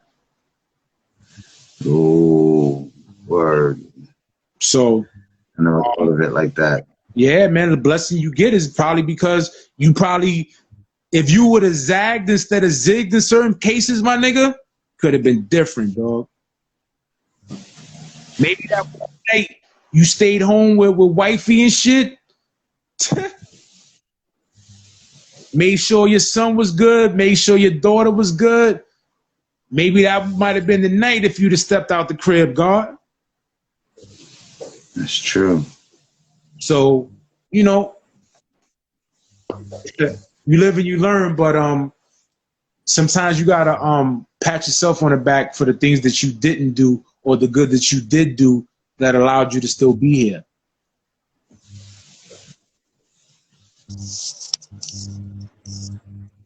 So big yourself up, man. Big us all up, my nigga. All our stories are intertwined at the end because we here. Yeah. So that's it, nigga. We made a fucking movie, my nigga. Yeah. It's a little legacy, bro. We gotta make a mini doc on YouTube about it. I mean, that could definitely be done and all that, because there's still more to be told. There's still more to be built upon and all that. And again, like I said, man, sometimes in life I've been an open book and I shouldn't have been. sometimes in life you speak on things that really don't concern you and shit, and that shit'll get you into problems or whatever. But one thing, you ask me a question, my nigga, I'm gonna tell you the truth. That's a fact. That's why you always been a stand-up solid dude, bro. That's why we salute you, bro. Give you your flowers while you're here. Love and respect. You definitely one of the dopest niggas to ever come out of Bushwick. Man, you know, listen, man, to have somebody say that definitely is flattering and all that. As much as I always have and still do have some confidence in my ability as far as creating on some rap shit or whatever the case is, anybody that's ever liked any of my music, one bar that I said, if you liked anything I ever spit, created or whatever, I'm super appreciative. Super appreciative, because at the end of the day, I really did do it to share. You know what I mean? I really did do it to feel confident in my creation, and hopefully other people will like it as much as I liked it and all that. That's where the shit really, really fucking stems from. That really stems from hearing Big Daddy Kane and wanting to write like him. That really is wanting to hear Lord Finesse and emulate your style a little bit more towards him, let's say. You know, Large Professor, shit like that. You know what I mean? So thank you for the compliment. You know, you definitely, in my handful of dope Bushwick niggas, dope dudes I ever worked with. You know what I'm saying? Dope dudes that I know that even when they don't have nothing to do with me, they still got bars. They still got a legacy. They definitely icons and, you know, legends in their own right. And listen, man, I'm happy to know y'all niggas. A lot of y'all dudes and most of y'all dudes is more accomplished than me in a lot of things. I'm just happy that I was able to be around y'all. And, you know, definitely not leeching nothing, but I had my own little shine and my own little light. I was able to combine that light with other dudes and all that. We made great music. I made great friends. Some of them I still consider family. You know, some of them, you know, we just don't build with for whatever reason. But I had a lot of positive, more positive times doing music around you and just in hip hop in general. That shit is the best moments and the most valuable times I ever had. And like I said earlier, I named mad graffiti niggas I met because of you. And them niggas is straight super legends or very much recognized cats. So think about the life I had that I was able to meet niggas through you or meet niggas period in my life on that level.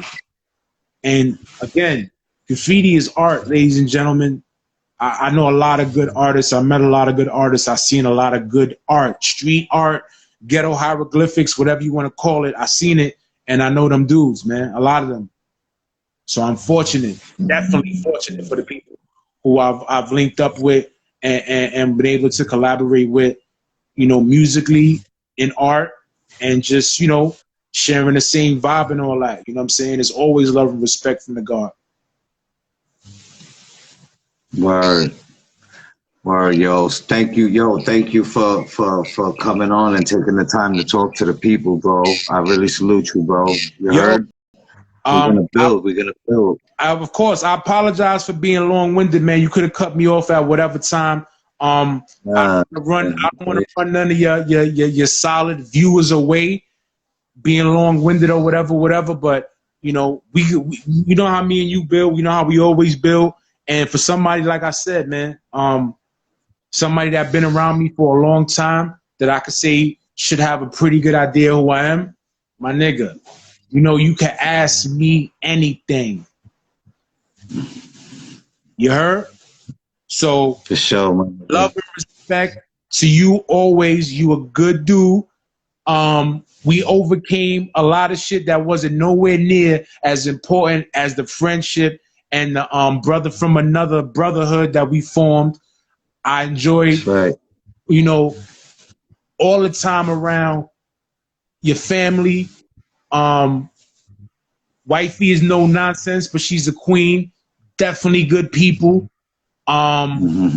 Respect her and how she runs the household and conducts herself and all that. Your family always was was receptive to the God, from cousins to little cousins and nephews and your friends. When you introduced them to me, there was always love and shit. You know what I'm saying? If that changed anywhere along the line, you know what I'm saying? I'm still accessible. So it just is what it is. But again, man, salute to you and Graff Champs and what you doing, and for the energy and the direction that you taking your this platform to, my bro. Thank you, bro. I salute you. I appreciate you, my nigga. You heard? Love and respect love. always, bro. Genuine, you heard? Yes, sir. We gonna build. That's my bro. Yes, M Train Man, baby. Yeah, son. Love and respect, my nigga. You know, yo, people don't even know, man. It's all legendary, man. Definitely a special dude, man. Pause, man. Real shit, though. Yeah, son. How the fuck? I don't know how to get off, man. Listen, Pause. Promote your YouTube. I mean, promote your YouTube wherever you at on YouTube. Promote your IG. I got a little YouTube channel, The Most High. I got a lot of my old music on there. I got some of our joints on there. I just want to share it. It might inspire me to create the way I want to one day. Who knows? But I'm just sharing, man. You know what I'm saying? I'm just sharing. Keeping my vibe positive like it's always been. And whenever I did something outside of positive, I got myself in trouble. You know what I'm saying? And most of the time it's me running my mouth when I wasn't supposed to be. So other than that, it's about positive shit. It's about, creative shit. And it's about keeping it very honest and true and real. So we're going to do that. We're going to continue doing what we're doing. And we're going to end it off with, sooner or later, definitely going to build and do something good for the people. You heard? Hi, my brother, Weezy. Love and respect. Peace, Lord. One. One. That was Graff Champs.